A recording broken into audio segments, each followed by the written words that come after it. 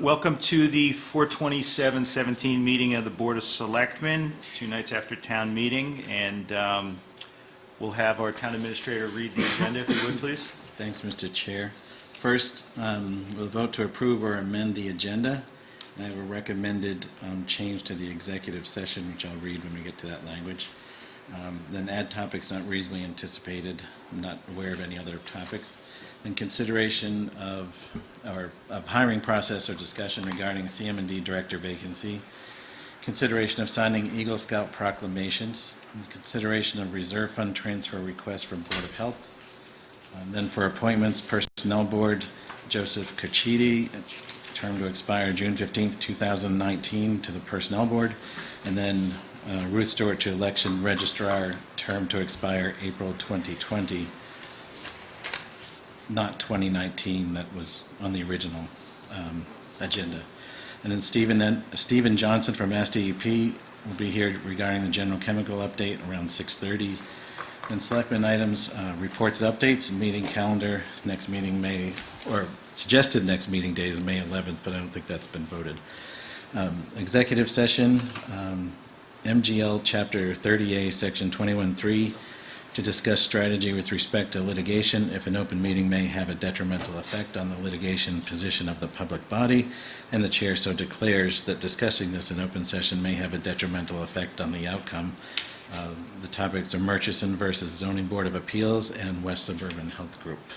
Okay, and there's a third open meeting topic that we learned of the other night, which is a discussion of the town council, various litigation matters that town council is handling in relation to the town council budget, and that was a matter that we decided to defer to this session. Okay.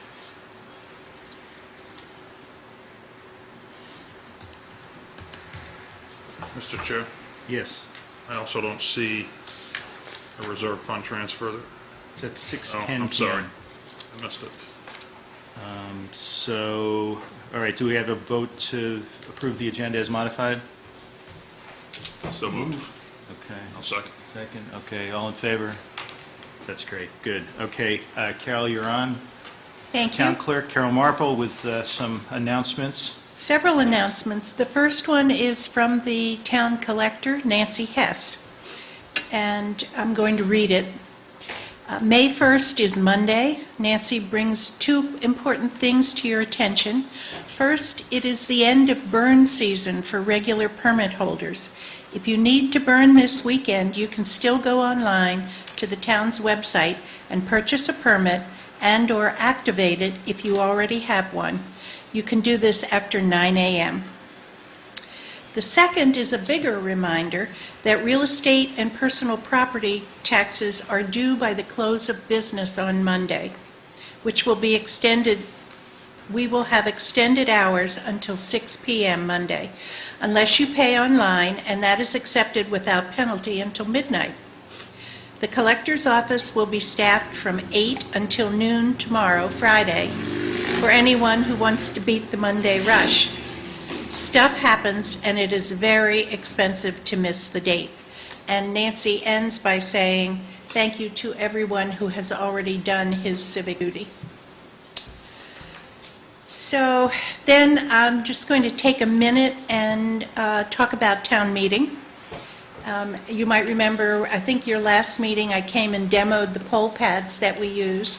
So they were highly successful, and people were fascinated by them. And they went off without a hitch. And I'm also happy to say that Secretary Bill Galvin has posted a public hearing on regulations to use poll pads for regular elections. Currently, we can only use them for early voting and town meeting. So the public hearing is next month, and I'm very hopeful by the time we have another election in Sherborn, we will be able to use poll pads to check in for that, because it's certainly efficient.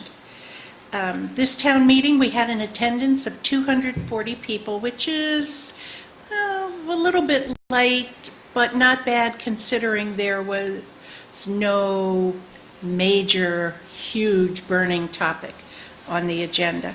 It lasted just over 4 hours.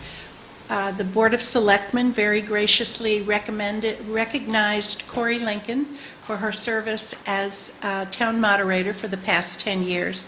And I will say she has been one of the best I've ever worked with. Town meeting also recognized Elliot Taylor as a longtime citizen who's currently rehabbing, and it was very nice to see him there. And something very unusual Tuesday night, it's the first time in a long while that I can remember where we had no counted votes, not a single one, not even a hand count, let alone a paper ballot. There were 6 votes at town meeting that are now passing to the election ballot.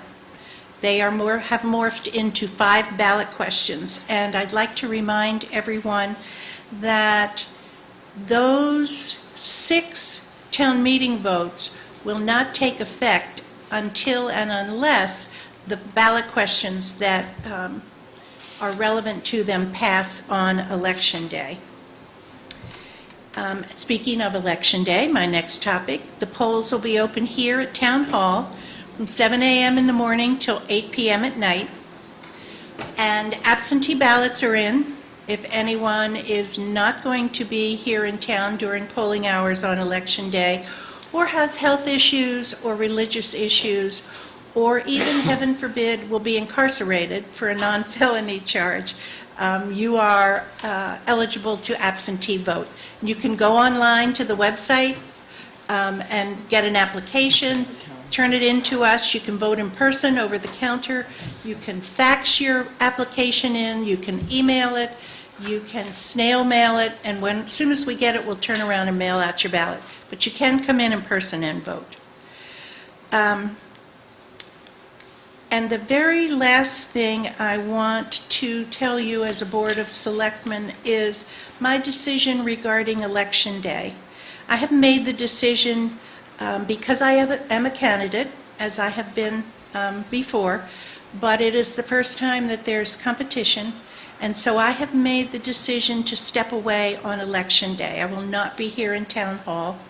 I have an excellent staff, an amazing election warden who will be here, and there will also be 2 neighboring town clerks on site in my office from 6 a.m. until the ballots are rolled back into the vault. So I'm very confident that everything will run smoothly.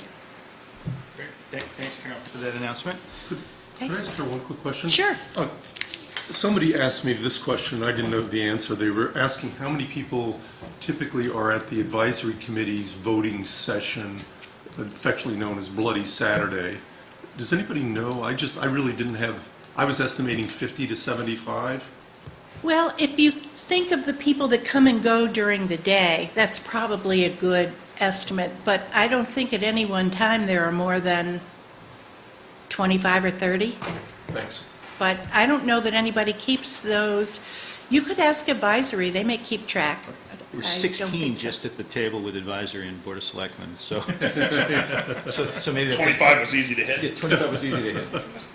Thank you, gentlemen. Great, thanks. Okay, so next we've got consideration of hiring process and discussion regarding CMD vacancy. Unless we want to do something else now and do that afterwards, what's the preference of the board?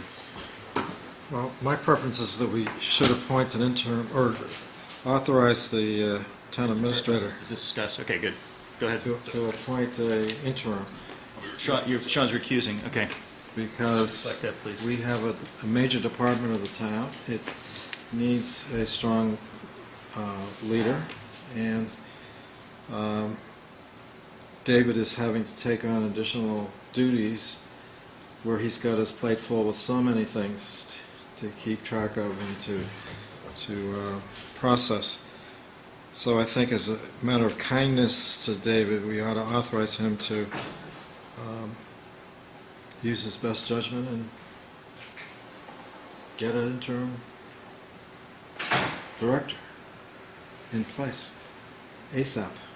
Yeah, I don't want to be kind to David, but I do want to have a interim CMD director as don't soon show as up possible to for be- the sake of the town.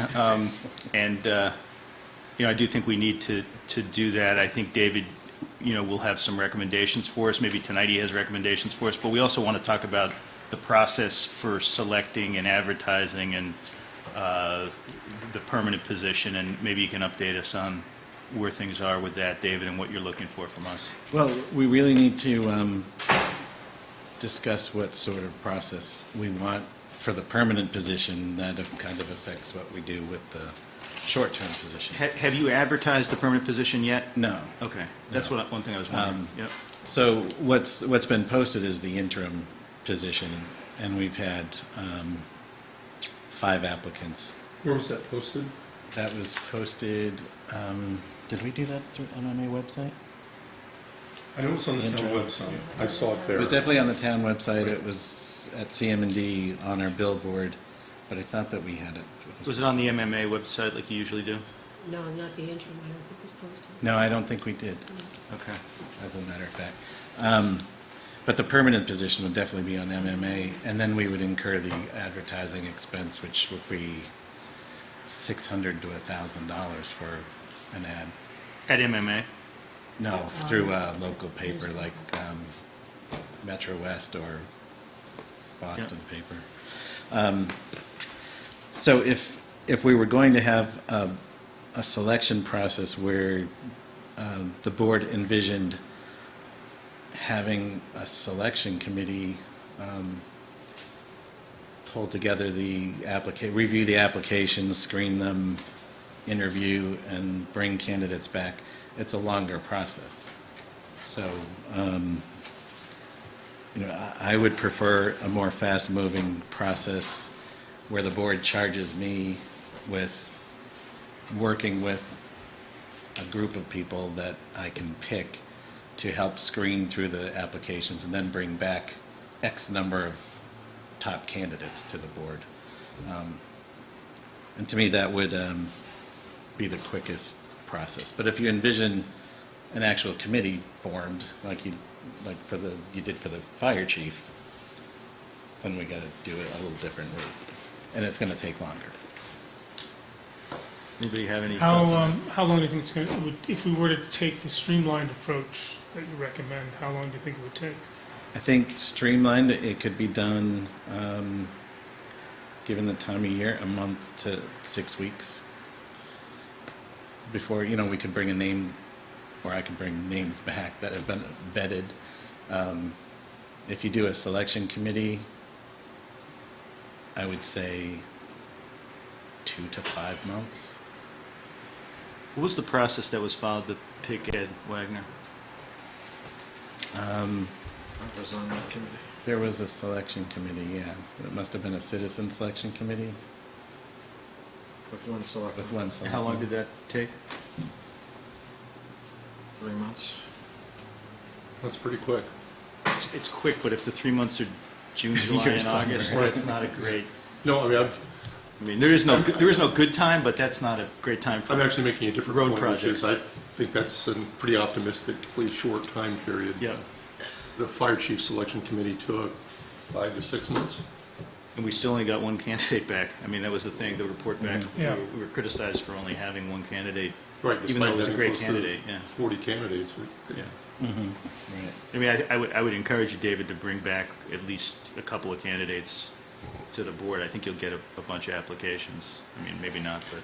No, I think we will get an ample number of applications that we could bring. A standard expectation, I think, would be 3 names. The group I would form would be kind of an advisory work group to go through the screening. And Yeah, you don't want to form a formal committee. I don't want to form anything, right. Then you've got open meeting law, business, minutes, you got to post meetings while you're trying to interview people and Right. negotiate things and do background checks. It doesn't quite Yeah. as well. Well, this would be, I think the words I used last time was an advisory task force or something set up under the town administrator to help with the screening and go through the names and go through the whole process. And what would be brought back would be my recommendation, not a committee's recommendations. Do you have any connections, I know you do in Framingham or other places where you could, once you've narrowed the process, you could get some input from somebody from another town, the way we've been recommended to do for chief positions in the past? I could include, I could include in that group, somebody from another town, like the director in Natick or. I think he's talking about like an assessment center. Yeah, either Right. an assessment center or at least part of the screening process in some way. Right, Yeah, I mean, assessment center, there's not as much of a crisis management right. role, but there is some for CM&D. But yeah, something that would at least evaluate the person so we know that we're getting people who have all the skills that you need. Yeah, I think I could pull together a couple of staff people, a couple of general residents, and some area professionals Okay. to assist in that. They should have to practice talking to town meeting and selling them on buying a couple of trucks for the town every year. They need to know which Because end you of, don't want to do that every I year. don't want to do that. Yeah. they need to know which end of the pavement is on the surface. That's right. Okay, so are people comfortable with this approach, or I'm absolutely comfortable with it. I think, right now we're in good shape on a day-to-day basis. With the structure that David's put in place, I feel very comfortable that he can find us some good candidates. I think the risk of a snowstorm is pretty low right now, and, the grass doesn't grow that fast. So, and we could save ourselves some money. but it's we we need really to- want to get some road projects going too. Well, that's the thing, is we don't want to get too deep into the paving season, so, but I think if it's a month to 6 weeks, It could be my confusion, but I'm not. Are you saying keep going as we are going right now, and I go through with a faster track yes, selection process of the permanent person? right. Okay. So moved.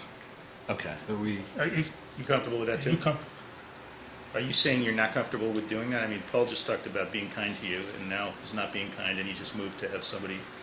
this is No. what he recommended. Okay. Yeah, I mean, I thought was- David was recommending that we have an interim also, but if he's not, then I that's didn't- fine.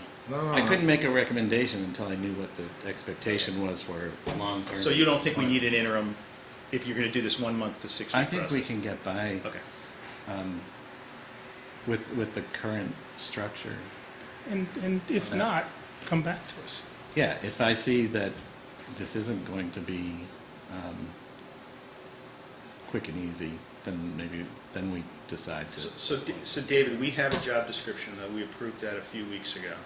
So you Right. can run an ad, as early as tomorrow. You can Yeah. do what you need to do to advertise that. You can post it on the website, MMA. You said we need it Right. in a newspaper. Then is that a personnel board requirement? Bylaw requirements. Okay, bylaw requirements. So put that on the docket too for this next week. It's probably a good time of year. Mm-hmm. Yeah, no, it's a good time of year. But I think we can hold things together without. All right. So I think we can do it. If the board thinks that we can do it without naming an interim, but if you're more comfortable with an interim, I'm fine with that too. So that's. Well, I think Mark's made a motion. Mark's made a motion to have you proceed with the, As we are. proceed as you are now with advertising of, Okay. and forming your own study, I don't know what it's called, selection advisory team or It's something. funny, we can't really call it anything. Yeah. That's the point. It's you with whatever advisors you see fit for whatever part of it you think you need advisors on. Right. But also, we've recommended what kind of input we think you need. Yeah. Okay, all right. So that wasn't the motion. Mark, you want to make an actual motion again? I move that we instruct David to proceed with all haste to hire a permanent CM&D director, Bring back. using whatever resources he thinks he needs. bring back some names for the Board of Selectmen to Right. hire.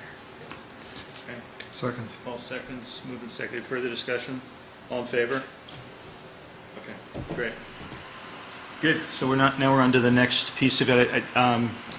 We should do the appointments, do you think? Yeah. Yeah. Let's do that.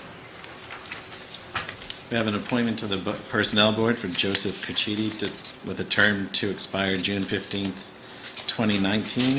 So moved. The chair of the Personnel Board has already talked to the person, and Yep. so has Paul. Okay, Second?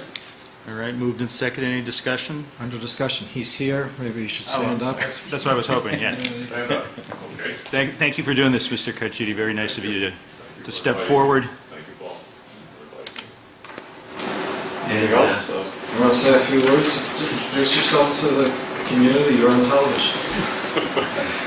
You don't have to, but if you want to, yeah, if you want to just sit down and say hello into the mic or not, whatever you feel like.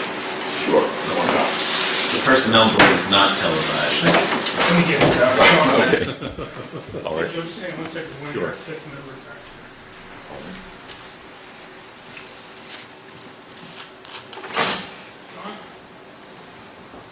Check the delay. Just trying to get here.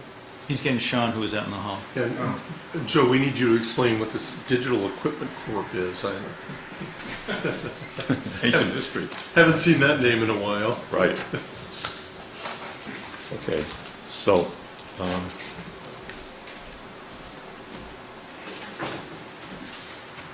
Okay.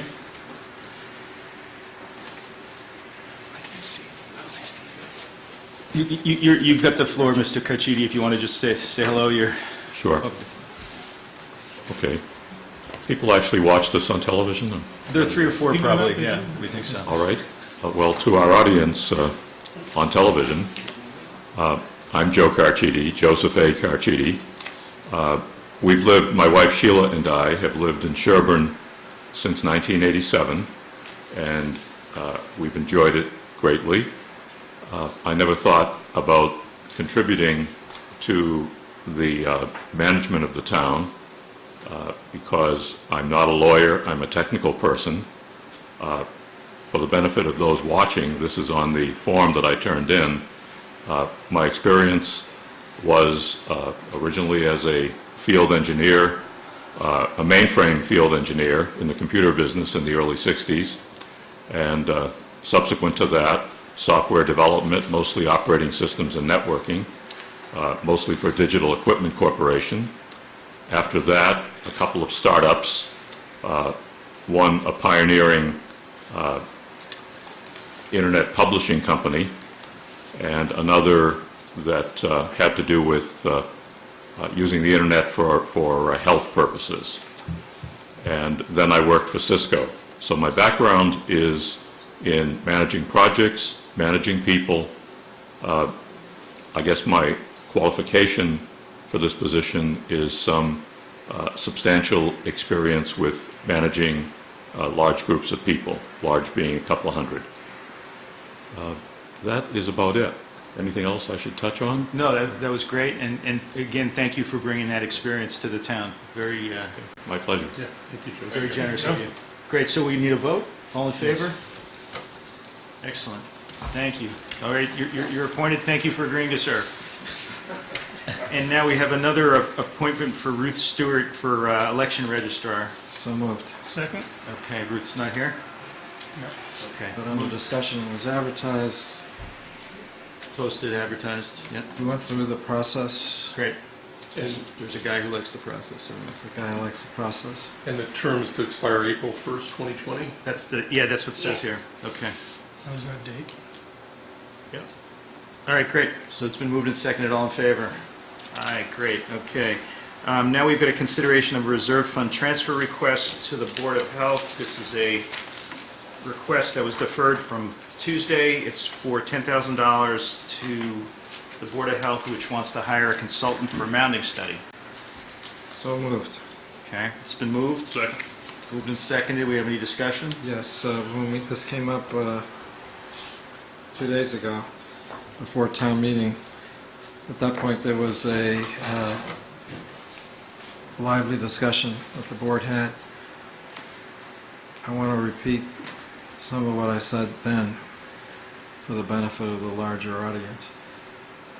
It's important for the town to be consistent legally as to how it treats people. And there are some people in town who are able to have mounted systems, and there are other people in town who are not allowed to have mounted systems. That depends on whether you are new construction or whether you're dealing with a existing structure where the septic system has failed.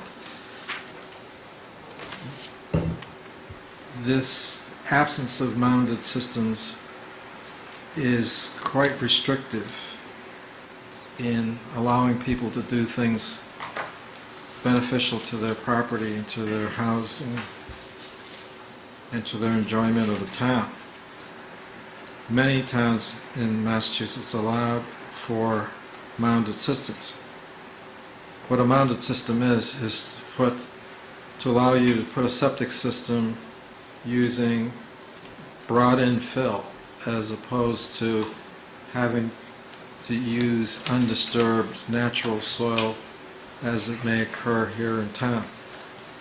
There are a lot of areas with clay, there's a lot of areas with rocks, other things that interfere with the use of the land for a leaching field.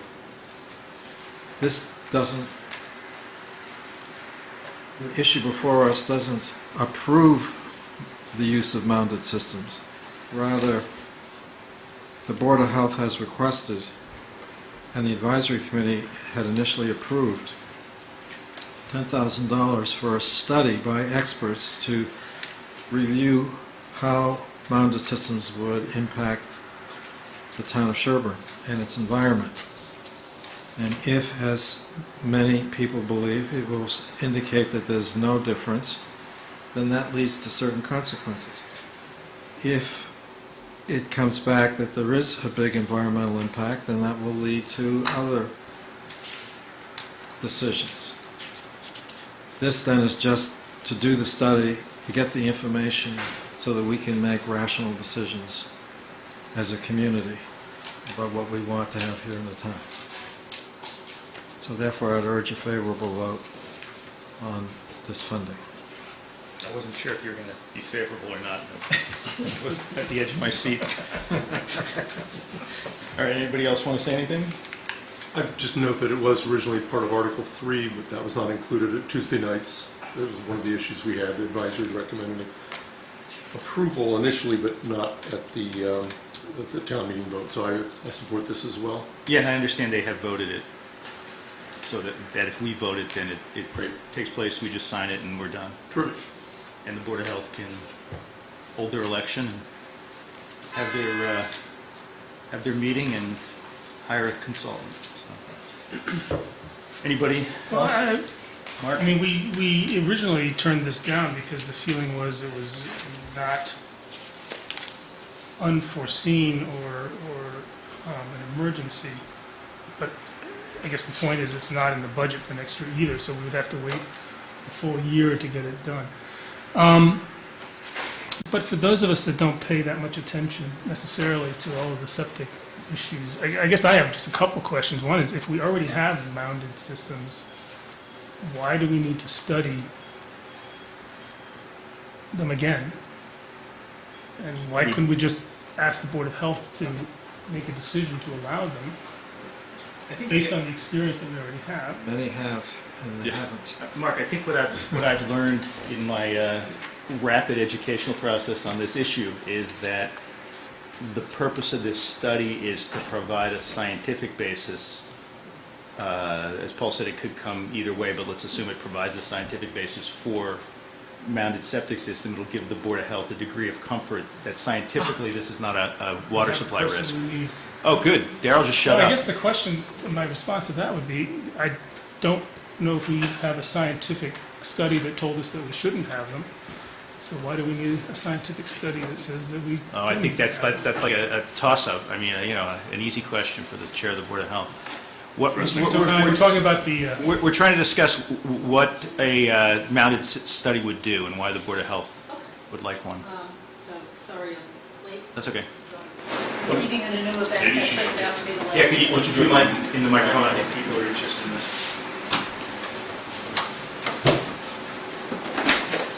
All right, question about the mounds. The more soil, the better, basically, is the answer, and the more naturally deposited soil, the better.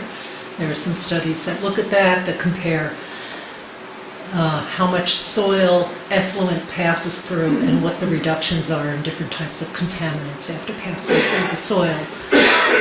In this case, more is better, and that's the issue that we're facing.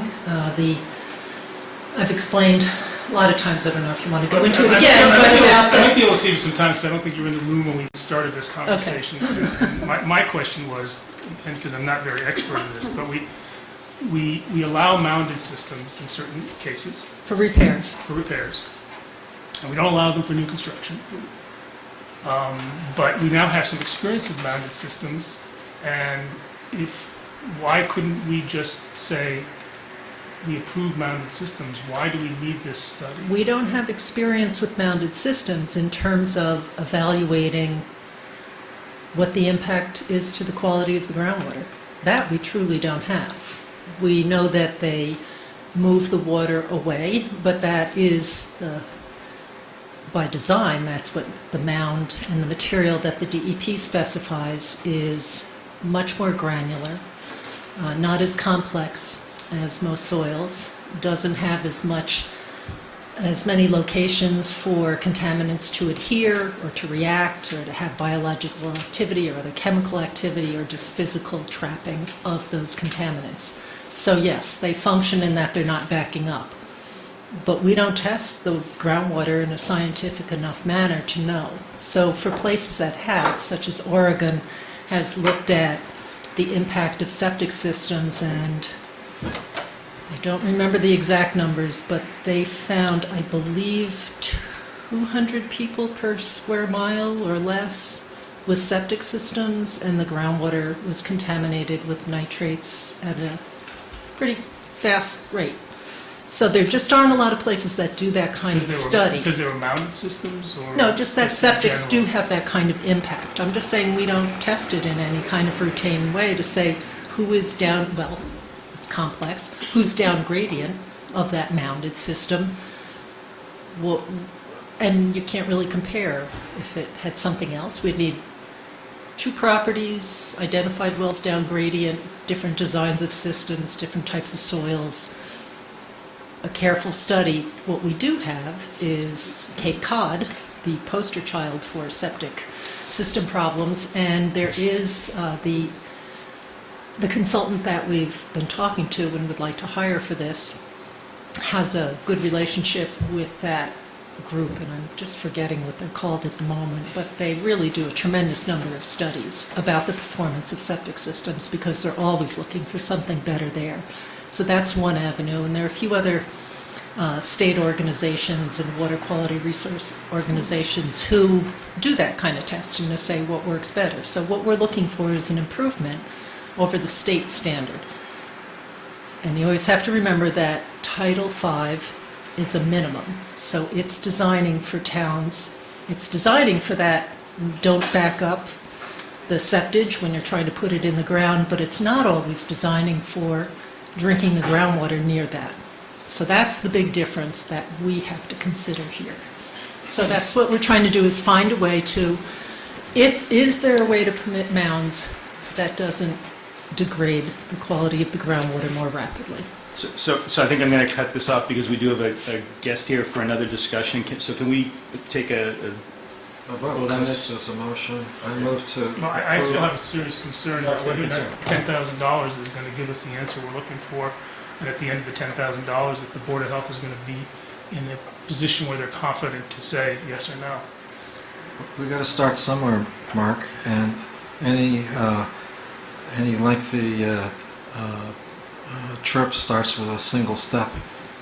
I will Let's say start it's not meant to be original research. It's meant to find out what others have done out there that we could use. and springboard from.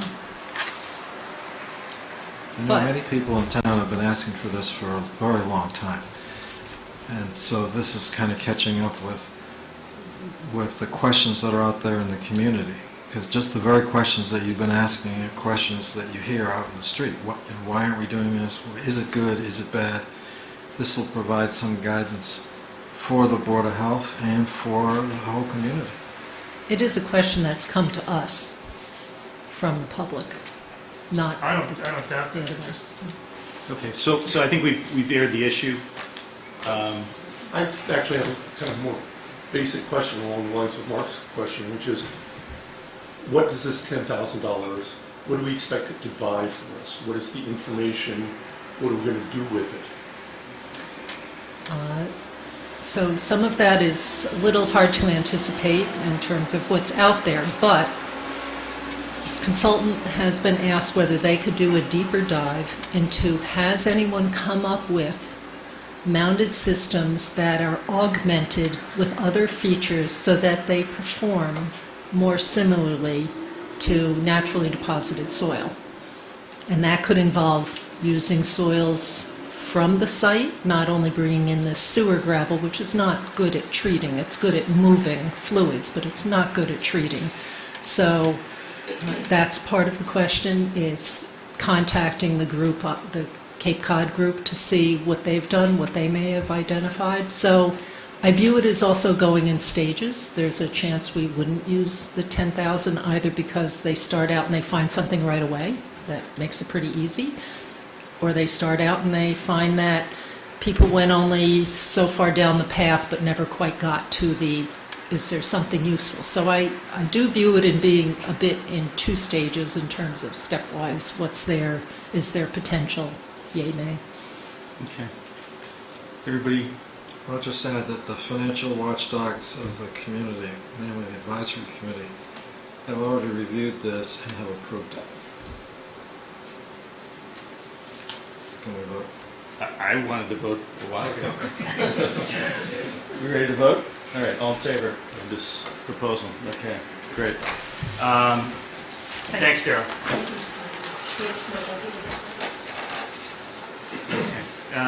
And now we're going to go to Mr. Johnson, who kindly, you're becoming a regular out here. This is like a... And our first question is And we about appreciate, mounted and we systems. appreciate it. While you're here. I should sit over here? If you could, Steve, thanks very much. Like, I just wanted to say we had a couple of guests. Ethan is from Board of Health and Daryl's from Board of Health. We have two people from Planning Board, and Mike Hugo from the Chair of Board of Health in Framingham, and Carol is consultant. Carol. I'm the vice chair now. You're vice chair. I was only chair for 8 years. Technicality. We're going to have to give Carol a guest pass, she's here so regularly. And welcome to our colleagues from Framingham, and welcome to Steve Johnson from DEP. Okay. In speaking with Diane, I feel like maybe the best thing for me to do is to try to walk through a little bit of the chronology. It should only take maybe 10 minutes. Walk through the chronology of where, how we get to where we are right now.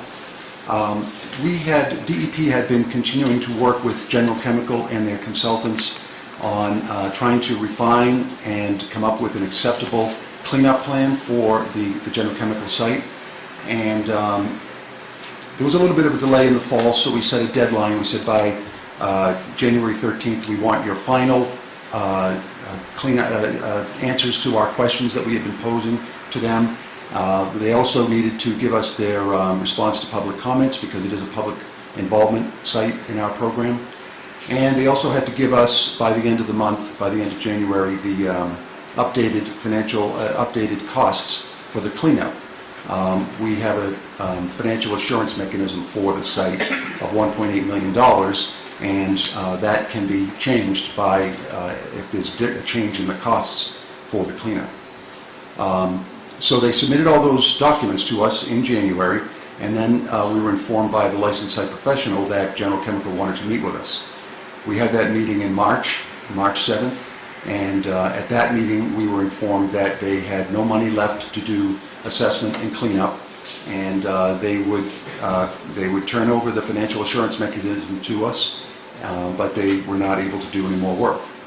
So that started us on a different path than we had been on it previously. We contacted, the first people we contacted were the lawyers. We contacted the Attorney General's office.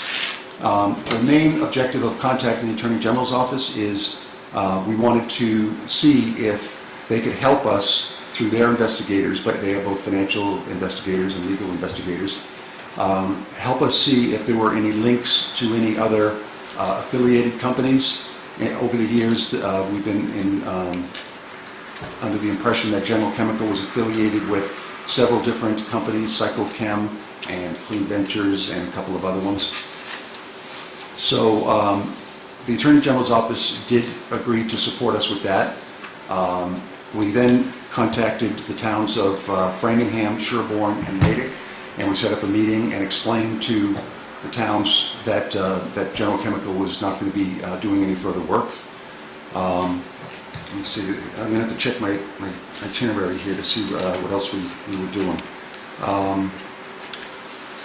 On March 23rd, we sent a letter to General Chemical in which we directed them to increase the financial assurance mechanism to $3.4 million, which is the estimated cost that their consultants have for the cleanup. We didn't expect, based upon what the meeting we had with them, we don't expect that they're going to do that. We had to give them 60 days according to the criteria of the financial assurance instrument, if I'm using the right term. And we had to give them 60 days, so it would basically be May 24th that they have to increase the financial assurance. If they don't, then we have a default condition, and we would then direct the bank that has the letter of credit to transfer the money to a trust we have. And we would use that money to do further assessment and cleanup work. That's the 1.8. That's the $1.8 million, yeah. We've already requested and been approved to hire a DEP contractor. DEP has contractors basically that have been pre-approved. They passed the criteria that we want for the kinds of consulting work we need. We have asked for the statement of qualifications and conflict of interest from those consultants. We haven't received them yet, but we're expecting them probably, I would hope as early as next week, and then we'll select one of the contractors. And of course, we directed the contractors to tell us what experience they have in dealing with chlorinated solvent cleanups and DNAPL, which is an acronym meaning there's probably pure product waste in the ground. So those kinds of cleanups. The first thing that the contractor is going to do for us is the contractor is going to do a monitoring round. We've been doing having General Chemicals consultant do semi-annual monitoring for the last 3 years. And so they've done a total of 6 rounds. They were scheduled to do the next round in May. We're hoping we can get a contractor on board and get them, we have to go through the working cost plan and give them what we expect them to do, and we hope that we can still get that done by the end of May. If not, it'll be early June, but it'll be close. So we're going to do monitoring. One of the things we're looking at is scaling back on some of the monitoring, because we have 6 rounds of semi-annual data, and it's showing a fairly stable plume. We're seeing fairly consistent levels in, the plan right now is to test 30 monitoring wells and 9 surface water samples and 3 aqueduct samples. The surface water samples are in a drainage ditch that is transmitting some of the contaminants into Coarse Brook, and then some farm ponds, some samples in Coarse Brook, all the way down. I think there's 1 or 2 samples in Natick even. So we're going to keep the surface water samples, and we think we can cut away about half of the monitoring wells. We want to keep the most down gradient wells that we consider sentinel wells. They so far have been almost completely free of any contamination, and we feel it's important to make sure that that continues. Let's see. we've been in touch, so the script has been flipped a little bit for us. Instead of trying to come up with the best cleanup plan, we only expect at this point to have available to us the $1.8 million that is in this financial assurance mechanism. We need to spend some of that money on a contractor. We're going to have to spend some of that money on the monitoring rounds that we do. So we're going to have less than that for the total cost of the cleanup. So we contacted the Ada, Oklahoma branch of the EPA. They are experts that provide advice to the EPA Superfund program.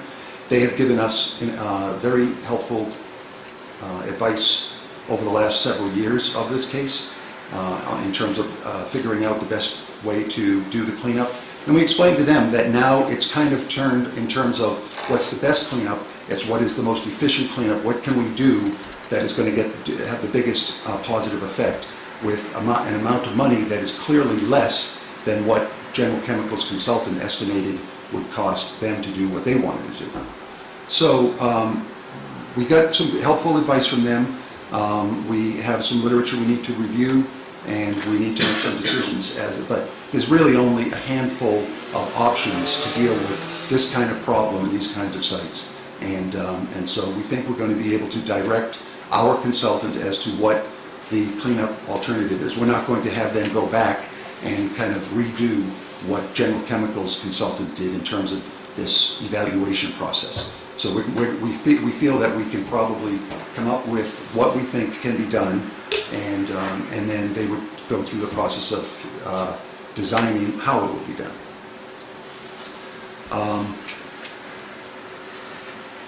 So we've been in touch with not only the Ada, Oklahoma group of EPA, but we've been in touch with Region 1. Their attorneys and their technical staff have been helping us look at the records and files that they have, the licenses that General Chemical and Clean Ventures may have had with them in the past. And we're doing, we have a lot of different people looking to see if we can make a case. I understand it's very difficult to pierce the corporate veil, and that's basically what I've been told we would have to do in order to show that the other companies that we believe have had affiliations with General Chemical, to show that they are liable, that they have liability, and they should help contribute to this cleanup. But that process is underway, and it's really only started about a month ago, and so I have nothing to report in terms of what we found or how things look. Did you say that was DEP, or are you working with EPA on that? EPA is helping us with their records. Our DEP headquarters is searching their records and going through them, and then the Attorney General's office is doing, they also went over to EPA, and they're also working with us. So we basically have help. So it's really the Attorney General who's responsible for that effort? The Office of the Attorney General would be who would file a lawsuit on our behalf if we ever got to that. And so we need them to tell us whether they think that they have a viable case. And the only thing that they've said to date is that the standards are pretty high for piercing the corporate veil, and we're going to have to show, there's a number of criteria, 12 or 13 criteria that the courts have looked at for whether, you don't have to prove all of them, but there's a number of criteria. You have to show a certain preponderance of the connections in order to say that these are basically the same corporation operating under different names. So General Chemical itself, are they out of business? Is that the idea? We were told that they are dissolved. They did not file the Secretary of State's records, annual statement. They didn't do that last year, and they are not intending to do that this year. And I'm a little bit out of my depth a little bit on this, but my understanding is that if you don't file an annual report or a statement for 2 consecutive years, you could be involuntarily dissolved. But it's their intent to be dissolved, both Attorney General. But they don't have any assets. I mean, somebody's been paying their consultants, right? So I'm wondering. We're looking into it. Yeah. Okay. Yeah. They claim that they have $50,000 remaining in an operating account. And they actually said that they would do the May sampling round, but their LSP has declined to take that job. They want to be kind of severed from that connection. So we're going to do it, and we're going to seek cost recovery. We've already told the attorneys that that's our plan, and they understand that. Can I ask Yes, sir. why we're not referring this to the EPA for a Superfund consideration? Yes. I actually have talked with the Superfund program in the last few weeks, and they are going to have a contractor look at the records and the files that we have, and at some point they said they will tell us whether they think it is a viable candidate. But one thing, I don't want to presuppose what people know about the Superfund program. They are looking at another case that we referred to them a year ago. It has not been nominated to this point. It will probably take 2 years from now to even nominate a site to the NPL, and we are going to have, we expect to have available to us $1.8 million, and we like to think that we can do some good in terms of cleanup with that $1.8 million. So the idea of it going to the NPL is been broached. It's, again, premature to say whether the EPA even thinks it will qualify. There's no current ongoing exposures and risks. The risks are basically future risks, hypothetical risks, and I don't know how their scoring process would play out. It's really too early to tell. We have not even been contacted by their contractor for our reports and records, which was, they told us would be the first step. Another question, if I could? We have heard recommendations about the need for additional sentinel wells on the exposed portion for Sherborn and maybe Natick. And we have people here who can talk a little more about that. These would be new wells, I believe, that would be in the pathway of where it looks like the plume is going. And it sounded like what you were saying, that you already have too many wells, you want to cut back, and you're happy with your sentinel wells. But I think our sense was that you're missing some sentinel wells. And we'd like to see those wells installed. And maybe if I could... Well, you can ask the audience, but I do know what you're talking about. It was recommended, I think at a meeting, this meeting we had just a little over a year ago.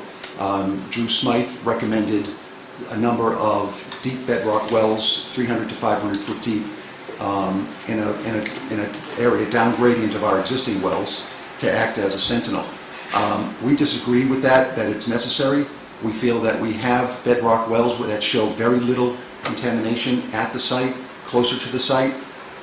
They're not 300 to 500 feet deep, but our opinion is that in order for the contamination to get to a deeper zone, it has to go through the shallower zone, and we're not finding much contamination in the shallower zone at all, where by far the highest levels are in the overburden above the bedrock.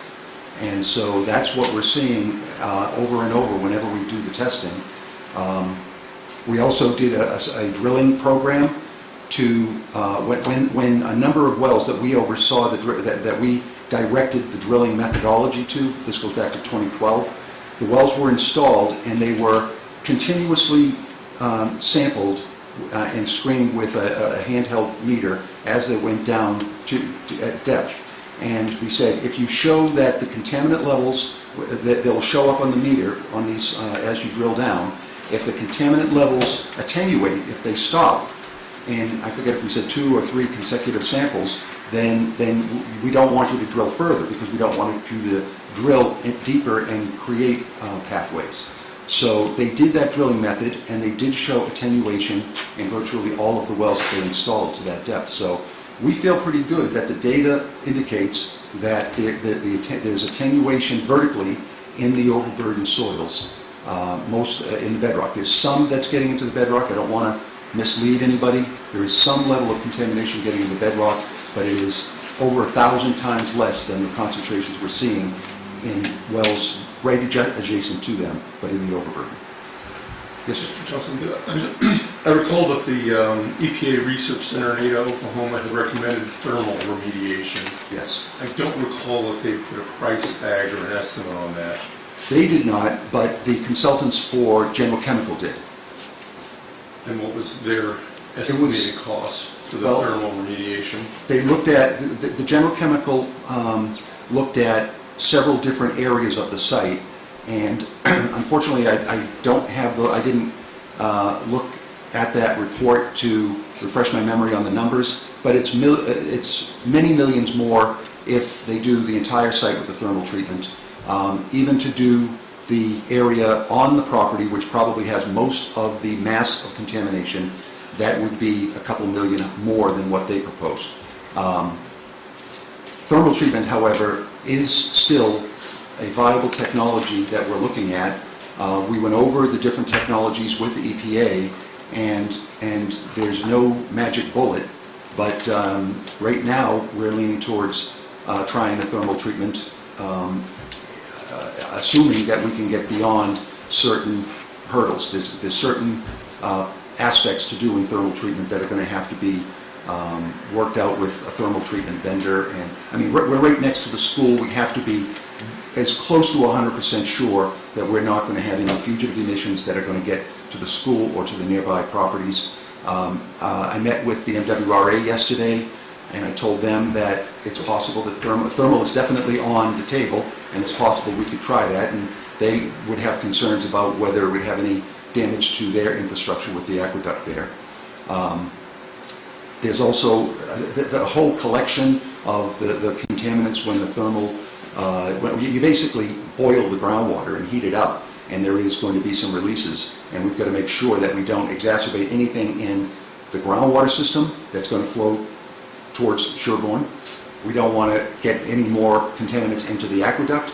We don't want to get any vapor phase contaminants either into the aqueduct or something that could migrate to the school. So this is a challenging site. I think that all of us that have worked on it and looked at it, including the folks here, know that it's a challenging site to clean up. That's why General Chemical's consultants estimated $3.4 million just to get to a temporary solution.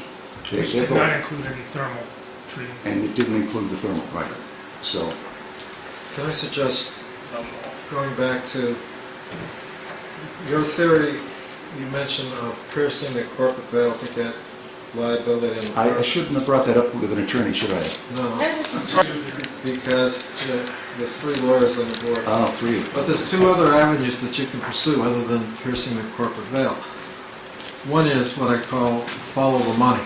If you have a corporation that's going along doing very nicely and all of a sudden it's out of money, find out where the money went. And wherever the money went, you have the argument that all of those were what are called fraudulent conveyances to strip the corporation of its assets and to pocket it somewhere else. The other piece is... Sir, not to interrupt you, but that we do have a financial investigator. That was one of the people that I mentioned has been assigned by the Attorney General's office. He's a financial investigator. Good. Yeah. And the other piece of that is that the waste that's there, the chemicals that are there, may not all be General Chemicals chemicals. There may be other companies who brought it there or gave them the wherewithal to do the pollution that they did, and therefore there may be some participatory involvement on the part of other solvent companies who help bring this mess to this location.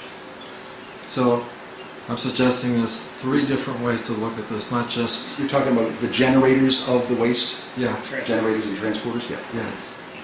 So we're not even there yet. We would like to do the investigation to see if the sister companies, the companies that have had affiliations and connections with General Chemical, if they can be brought to bear, if we can make a case that they have liability. So that's where we're going. That's the path we're going on. I don't think that shuts out any other paths, but I think that, and I've never been involved. I know that they do that on some of the Superfund sites, but I think that chasing the generators would probably be a fairly intensive effort from the investigation standpoint. Was that your understanding? Actually, it's fairly simple because you have bill of ladings and people delivering the materials that then get spilled onto the ground and all that kind of stuff. So I think it's easier in many ways than piercing the corporate veil. Yeah, I was involved with the sill resin cleanup, and they were able to go after the generators and haulers. And the generators, The records are there. and they'll be happy to help you pierce the corporate veil if they're on the hook. Right. Exactly. Well, I can bring that up with the Attorney General's office the next time we have a check-in with them.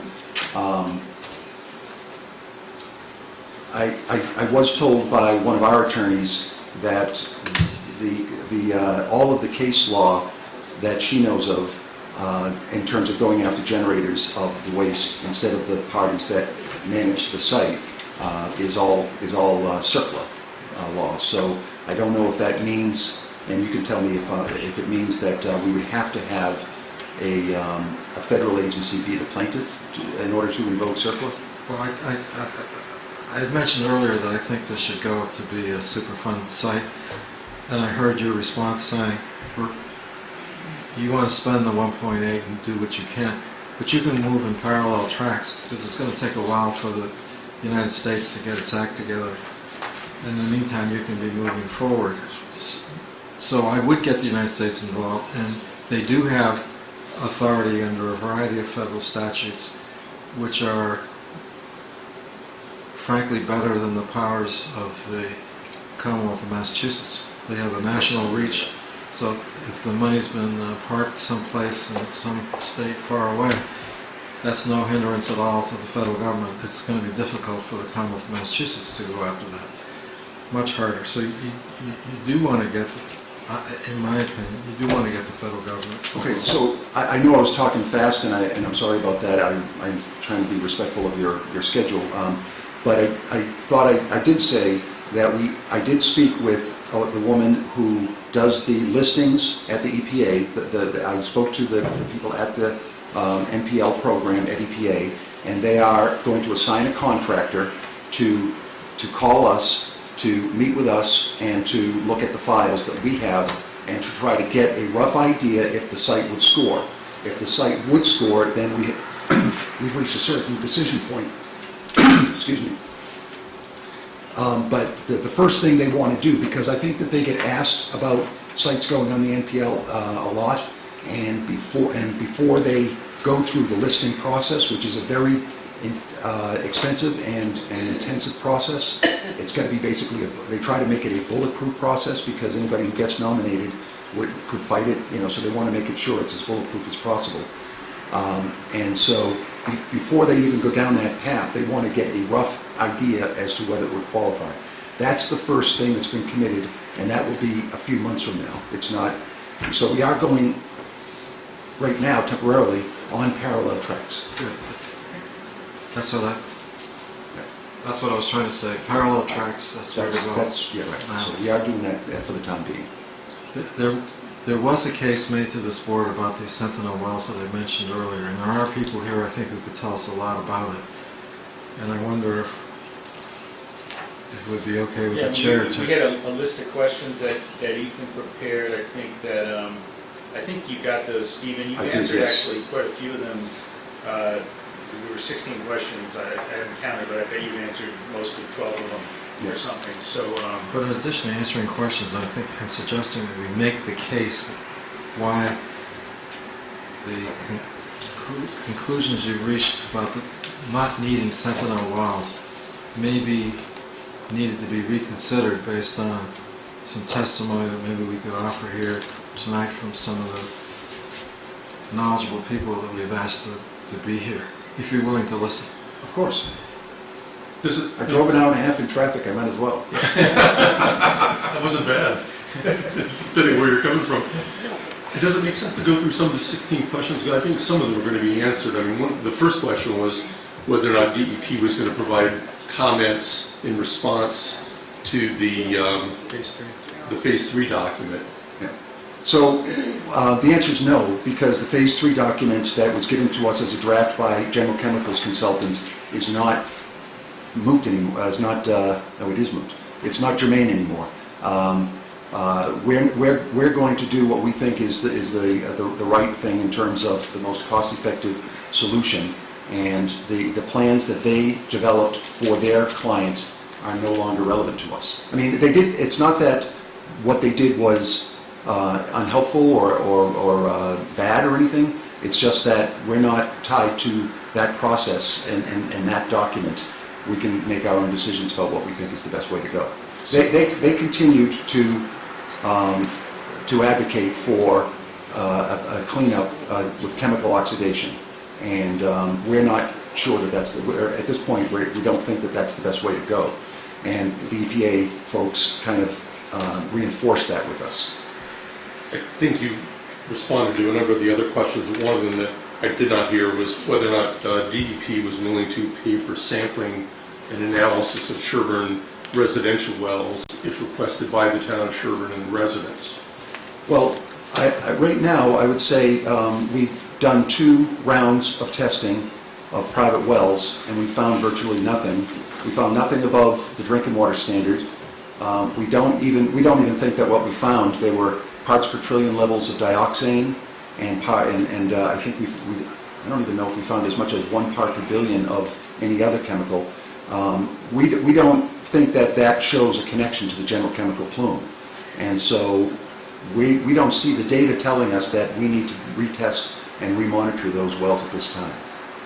We're also very cognizant of the amount of money we spend at this point in time, and that we would like to see it as much as possible put towards the cleanup and the removal of contaminants from the environment as we can. Now again, having said that, we're still going to monitor what we think the most sensitive locations are. And I'm not saying, again, that could be misconstrued. The private wells are a very sensitive receptor, but we've sampled them twice and found nothing of concern. I'm sure I've missed some because a lot of this is very technical. One of the technical questions was whether or not DEP has been able to obtain the CAD GIS database files from General Chemical and on the work that had been done to date. And if not, do you plan to get those files and to review the data in them? We did get information. I don't know if it's all of what you're talking about, but it included the CAD files, yes. In fact, we had to get some new software installed in our computer so that we could read it. That doesn't come out of the 1.8, though, does it? I don't know. Can I just go back on one thing that Chuck Young brought up? The residential wells, you said that the chemical traces there you don't think are attributable to General Chemical.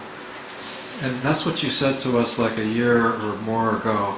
And after that, there was a round of testing in which we tried to exclude from the test results the impact of local septic systems and the like. Right. And I understood from the results of that test, if my memory serves me correctly, that the trace amounts that were being picked up in those wells were not coming from septic systems.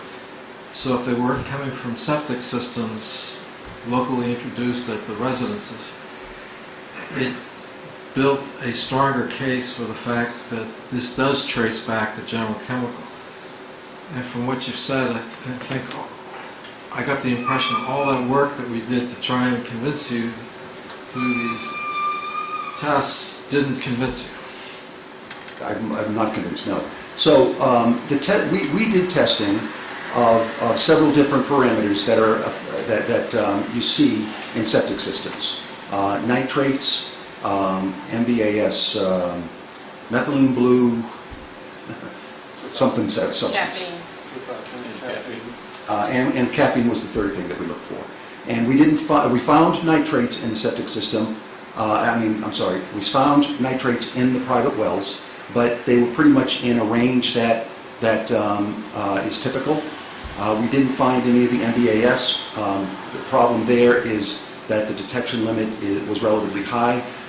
The things that we're finding, the contaminants, the hazardous material contaminants, 1,4-dioxane, we're finding at parts per trillion levels, and I think there was 1 or 2 wells that had tetrachloroethylene. which is in a lot of household products. We were finding that at parts per trillion levels. I think it was like 100 parts per trillion in one sample, which is 0.1 parts per billion. So by the fact that we didn't see a clear connection to the septic systems doesn't mean to me, I mean, it would have been good if we had seen a clear connection and then we could have said, aha. But the fact that we didn't see it, it still leaves it in doubt to me, because of all the testing that's been done at the site, we're about 4,000, where we're getting non-detectable levels, we're about 4,000 feet from where the private wells are. I'm talking about groundwater here. So we're not seeing it in groundwater 4,000 feet away. The second thing is that we know that contaminants can get into private wells from septic systems. I've worked on cases like that. The literature is full of cases like that. And so I think it's really hard to rule it out conclusively. And so, and it could be something that went down the drain many years ago, and there's still parts per trillions left in the groundwater structure. So I think, that's where we stand with the data. So let me make a comment about the data, because I'm staring at about 6 people that are far smarter than I, but at least half of them were in the room when we looked at that data. That I assure you our Board of Health would have thrown away if I turned that in for my own personal well. The chain of custody records didn't exist. The laboratory's own samples had hits for at least one of those chemicals. The control samples. The control samples were just as contaminated as the well results. So, Yeah, that was for one of the chemicals, so one of the constituents. anyone in this room knows we would have thrown that away and just retested. Yeah. And we're not talking about $1 million worth of testing. We're talking about hundreds per sample of testing that would have resulted in data that we could have actually relied on. Because we're talking about data that should have been thrown away. There was an issue raised a year ago that we hadn't provided the QA/QC information to the town. And so it's accurate to say we did not supply it in the letter that we sent to you folks. We did supply it to the Board of Health and to Roger. So that information, and it's online. Virtually everything we do is put on our online file viewer. So I know that there was an issue with the one of the constituents showed up in the control, and I can't remember which one it was or what the deal was with that. So I don't know if you don't consider it acceptable, then that's you're welcome to your opinion. Yeah, I don't think anyone in the room did. But also to your comment about 4,000 feet, those wells are not 4,000 feet from the point at where the aqueduct is dumping the contaminants back into the brook, just upstream of their wells. So in Sherborn, we frankly don't care about the 4,000 feet. We know it's there. Okay. We know it's getting dumped right into the groundwater. So but I think I was... Those wells are just downstream of it, and Yeah. When I was talking about the distance from the groundwater, I think that might have been with response to the interest in having these 300 to 500 foot sentinel wells, and we're not seeing it, closer to the. We feel we have sentinel wells. What you're referring to is the brook and where the aqueduct discharges to the brook. yeah. Yeah, and we're continuing to monitor that. We don't have a problem with continuing to monitor that. The contaminant levels are very low. We didn't have General Chemical and their consultants install a well couplet to see if there's anything coming into the groundwater system at that location. I mean, it's just one well couplet, but when that's been monitored, that's been non-detect. What the chemicals would have to do is, at the low levels they're at, and some of them are, again, parts per trillion levels we're talking, they'd have to migrate from the surface water into the shallow groundwater, into the bedrock, and then into the deep bedrock wells. And it just, the whole fate and transport of that happening at detectable levels, I just don't see it happening.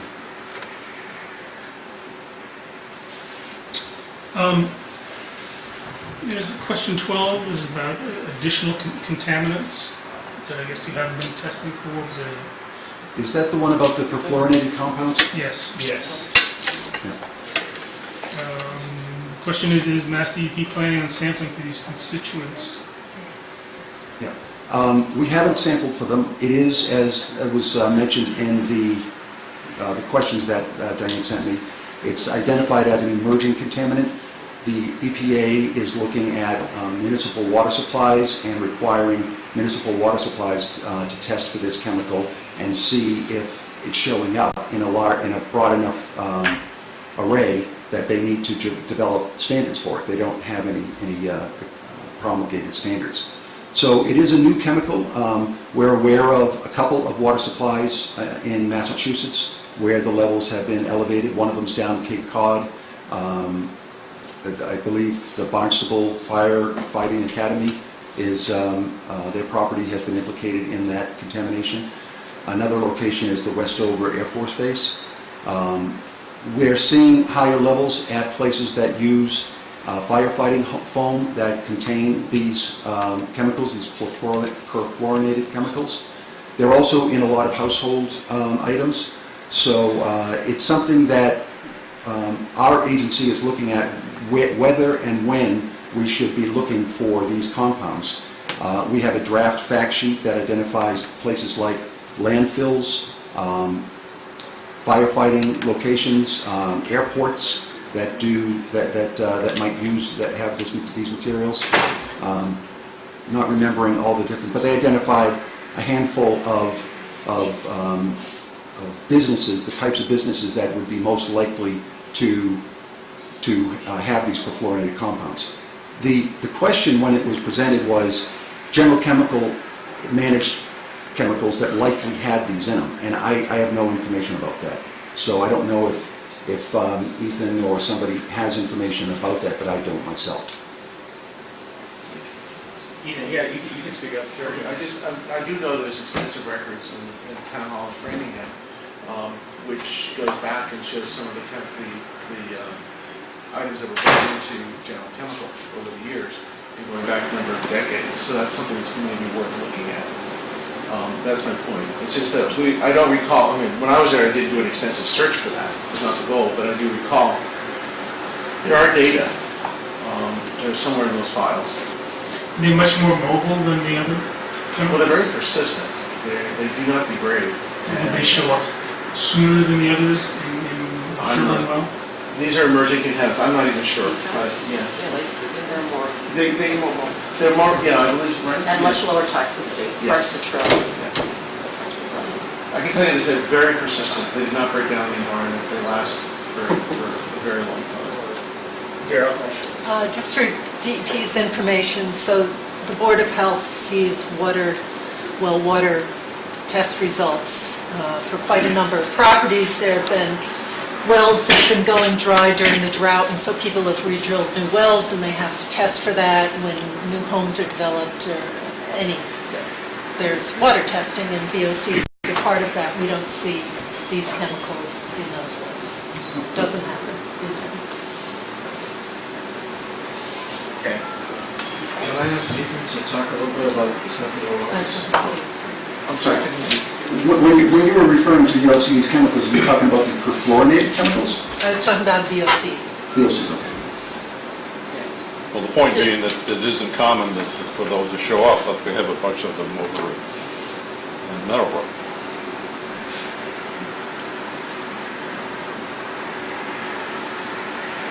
Ethan, didn't you say before that you thought we should have more sentinel wells? I think the answer is yes, but I think Steve and I and others, we've talked about this a number of times as well.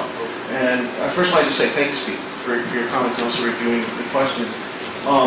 I think the overall question I have, and I can come back to your specific point, the overall question I have is that some of these are technical issues. And now since the plan is changing, and we did have that initial meeting almost a month ago now, what is your expectation as to how to involve Framingham, Sherborn, Natick in the technical decisions as your contractor moves forward in making decisions about the cleanup with the limited funds? That's really, I think, those are the discussions about, it would include sentinel wells, would include sampling the residential, wells, that kind of thing.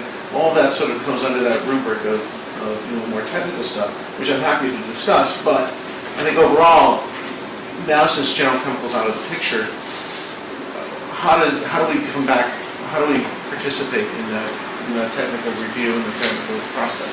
Well, for one thing, the town of Framingham asked if they could be involved with certain things, and there's certain things that make sense and there's certain things that might not.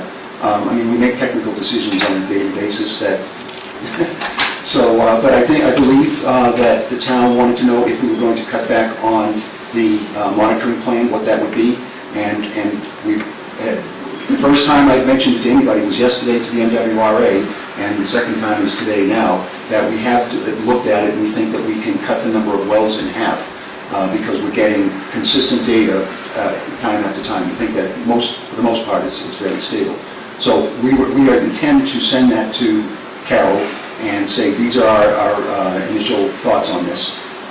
We can't have a situation where you are approving our decisions, but we can get your feedback on that kind of thing. I think what I'm asking again is, and I think I understand your answer. When you come to these critical points in your decision-making process, I mean, up until now, let's say we review the phase 3 and we have a chance to comment, we have a chance to review it, and then we come back and we have that level of discussion and give and take. I want to make sure, I'd like to know what DEP's plan is to continue that process, not to slow things down, not to use up your money, but to have that process that not only Framingham, but Sherborn and Natick are at the table. For example, if I may, one of the questions I asked was the response to the phase 3 comments. And I understand the game's changed. I'm not sure if all those responses are moot, because there's a lot of information in there from what we gave, the comments we gave. Having your comments, Ada Oklahoma's comments, and others could provide us with a little bit more information as to how we move forward. And it would provide us some, what's the thinking, were our comments on track or not. It would be helpful to have that information. I think we made APA's comments available to the town of Framingham, and I think they're online. Right. No, I understand. But I'm just saying about all the other comments. That's what I'm looking for. But again, I'm looking at Carol as well in terms Well, I of guess, I mean, if we could chime in, I think the question is, you're right, the whole thing is flipped, and we had this process, which was basically the public information process, so both for the public and which has public concerns, and then the town, all the towns as both public community concerns and technical concerns. And so just kind of, I know it's a little early in the process, but there seems like we'd like to get a feel for what's the structure for how we would get together with DEP and give you input, or seek our input, or how's that going to work? I mean, again, it's a little... So what we've discussed internally is we will send an email to you since you requested it. If you want to, Ethan, I have to get your email. I need your email address. I don't think you got the email blast that I sent out at the end of March, because I noticed that you weren't on the list, and I don't think we have your current address. Sure, yeah, Sherborn. Dave's on the list. Yeah, there's a number of folks that are on the list from Sherborn. So we are going to send an email with the wells that we intend, that from our view, these are the ones we think we can drop, these are the ones we think we should keep. And so we can send you that, okay? And if you have feedback, then that's fine. And the reason we're doing it, number one, is because we think the plume is stable, and number two, we don't want to spend too much of the money doing monitoring that isn't giving us any fruitful information. You're not closing those wells, right? You're just discontinuing the monitoring. Sorry. You're just discontinuing the monitoring and not. No, we're not abandoning the wells. Definitely not. In fact, one thing I should say is, when we get to the point of actually doing the remediation, we will probably want to do a more thorough round. And some of those wells that we think we can drop now, we might want to get to resample them prior to starting up the cleanup, because we would want to use them then to gauge how the cleanup is going and whether it's being successful in reducing the levels. So we definitely don't want to damage or destroy or definitely not decommission those wells. I have some point of information. You mentioned that the contamination is really all in the overburden. And at the source, the overburden is very highly contaminated. Yes. When you say the plume is not moving, you're talking about the plume in the overburden, or then what are the data that you use to say that? I don't think I said the plume is not moving, but I think I said that the plume is relatively stable. So we're seeing the same constituents at the same relative concentrations, over and over. But you're sampling the overburden at certain sites Yes. along the plume. Right. What are you doing to determine how far the plume has gone? Well, Do you you have sites in the overburden at distance? Yes. Or what? Yes, and some of them have very low levels of this chemical 1,4-dioxane, and most of them have no detectable levels of the volatile organic compounds that are present at very, very high levels in the heart of the plume. So we've got 14 wells that were in our monitoring program that have been non-detect for 6 consecutive rounds. These are shallow every time. wells ahead of the plume, is that it? They're shallow, they're deep, and a couple of them are a couple of them are bedrock. So some of them are shallow, some of them are deeper, and some of them are in bedrock. And none of those are GZ6, I presume? I don't think so. GC6, I think, is one of the hot ones, right? That's No, that's the one on the school. corner that touches the corner of the school.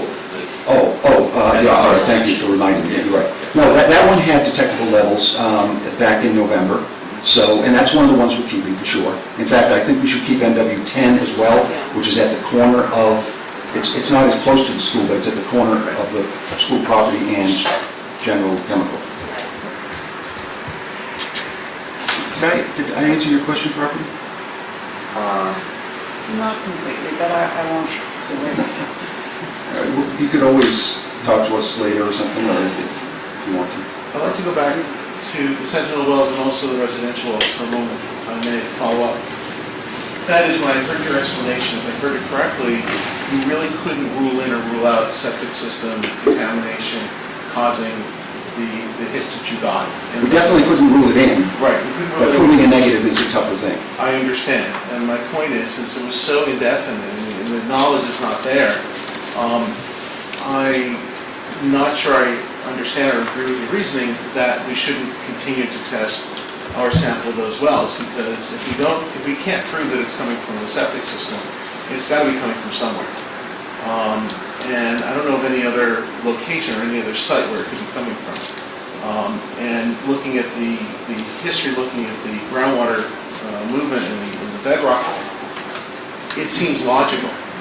It seems likely that it's from General Chemical. And we haven't been able to prove it. We haven't been able to disprove it. So that's my point. That's one of the reasons why I want to make sure that we stay on that technical discussion with you. I understand your reasoning, but I think there's others that have a different way of reasoning or understanding of those data. In terms of the Sentinel wells, I think the other part of the issue is overall is that if you're not going to complete, or if you're not going to do a very complete cleanup, if it's going to be a limited cleanup, and we don't know what that looks like yet, then those Sentinel wells or additional Sentinel wells might even be more critical as time moves on to look at the impact or potential impact on Sherborn and their groundwater resources. So I think that should be part of that discussion. Without going into all the technical reasons and where those wells should be and why they should be, I don't know if this is the forum for it, but I don't think it is. But I think it's important to maintain that communication. We've been in a lot of communications. But I think but the whole game has changed, as you said. Yeah. Things have changed dramatically. So one thing that, just to again, I didn't mention this earlier, but an added point that you kind of raised in my mind is, when we require work or when we spend taxpayer money to do work, we've got to have a good justification. And if I see from the data we have that the data doesn't tell us there's a problem, I mean, most of the time, as I mentioned back in March, you were at that meeting, most of the time when we spend state money, it's to address an imminent hazard. The first time we went out and sampled 30 wells in Sherborn was because we didn't know if we had levels that might possibly be an imminent hazard. What we found was that not only did we not have an imminent hazard, we didn't have anything that approached the drinking water standard. So all those wells are safe according to the Safe Drinking Water Act. So if we're going to spend money from either the state money or for this finite account, I want to make sure that it's justifiable, technically justifiable by the data. And it sounds like it sounds like a comfort level thing, and we get into this all the time. I get into it with LSPs all the time, when they're 90% comfortable, they're 90% sure, confident that there's no problem, and that's not good enough for us because of the sensitive, there's a daycare nearby or there's a homes nearby. So it sounds like a comfort level thing, and right now, I'm just not convinced that we should spend the money from what is, $1.8 million is a lot of money, but it's also something that is considered already to be inadequate for cleaning up this pool. So I'm very concerned about that. If you hadn't said that, Steve, I was going to ask a similar question to Ethan, because I'm sitting here kind of on the sideline, but there's a lot of things we've been asking for and think would be good from a scientific standpoint, but what we're hearing is DEP has a limited pot of money and wants to clean this site up, and I would think we'd want to encourage them in cleaning it up the most efficiently we can, and not necessarily finding out as much as we can about what could be out there, but dealing with the stuff we know is out there and the stuff that could be heading our direction. And I would also point out, and again, this is not to undercut the idea that if we had enough money and enough resources, we should be looking into these private wells in more detail. We have not had one resident from that neighborhood express any interest at all in this project. No one has showed up at a meeting, and as far as I know, nobody has sampled their own wells. So if they're interested, if they're out there, and if they're making a demand for it, I think we're on much stronger grounds to go back to DEP and say there's something wrong here and you need to help us. But we're really asking the state to help us with a problem that the people who supposedly have the problem apparently don't think they have. Can I just add one thing? I think this is where it's kind of critical that, if we hear from Steve that we can work with the contractor that they select. It's really critical that you select a contractor that is just the top-notch hydrogeo person who then would be able to render sort of another opinion about whether or not they think there's a connection and whether or not they think it might be valid. And because we've got a lot of the history, technically, what we've been feeling is that we could download some of that information. That's why I was asking about not just, what are we going to do for the next sampling round, but everybody has an interest here in what the 1.8 million is going to get used for and the best way to use it. And so, we've been kind of thinking about, how can we download that information to DEP and their new contractor in a way that's really efficient, that can portray our concerns, and then have that person, go off, and he or she looks at the data and comes down one way or the other.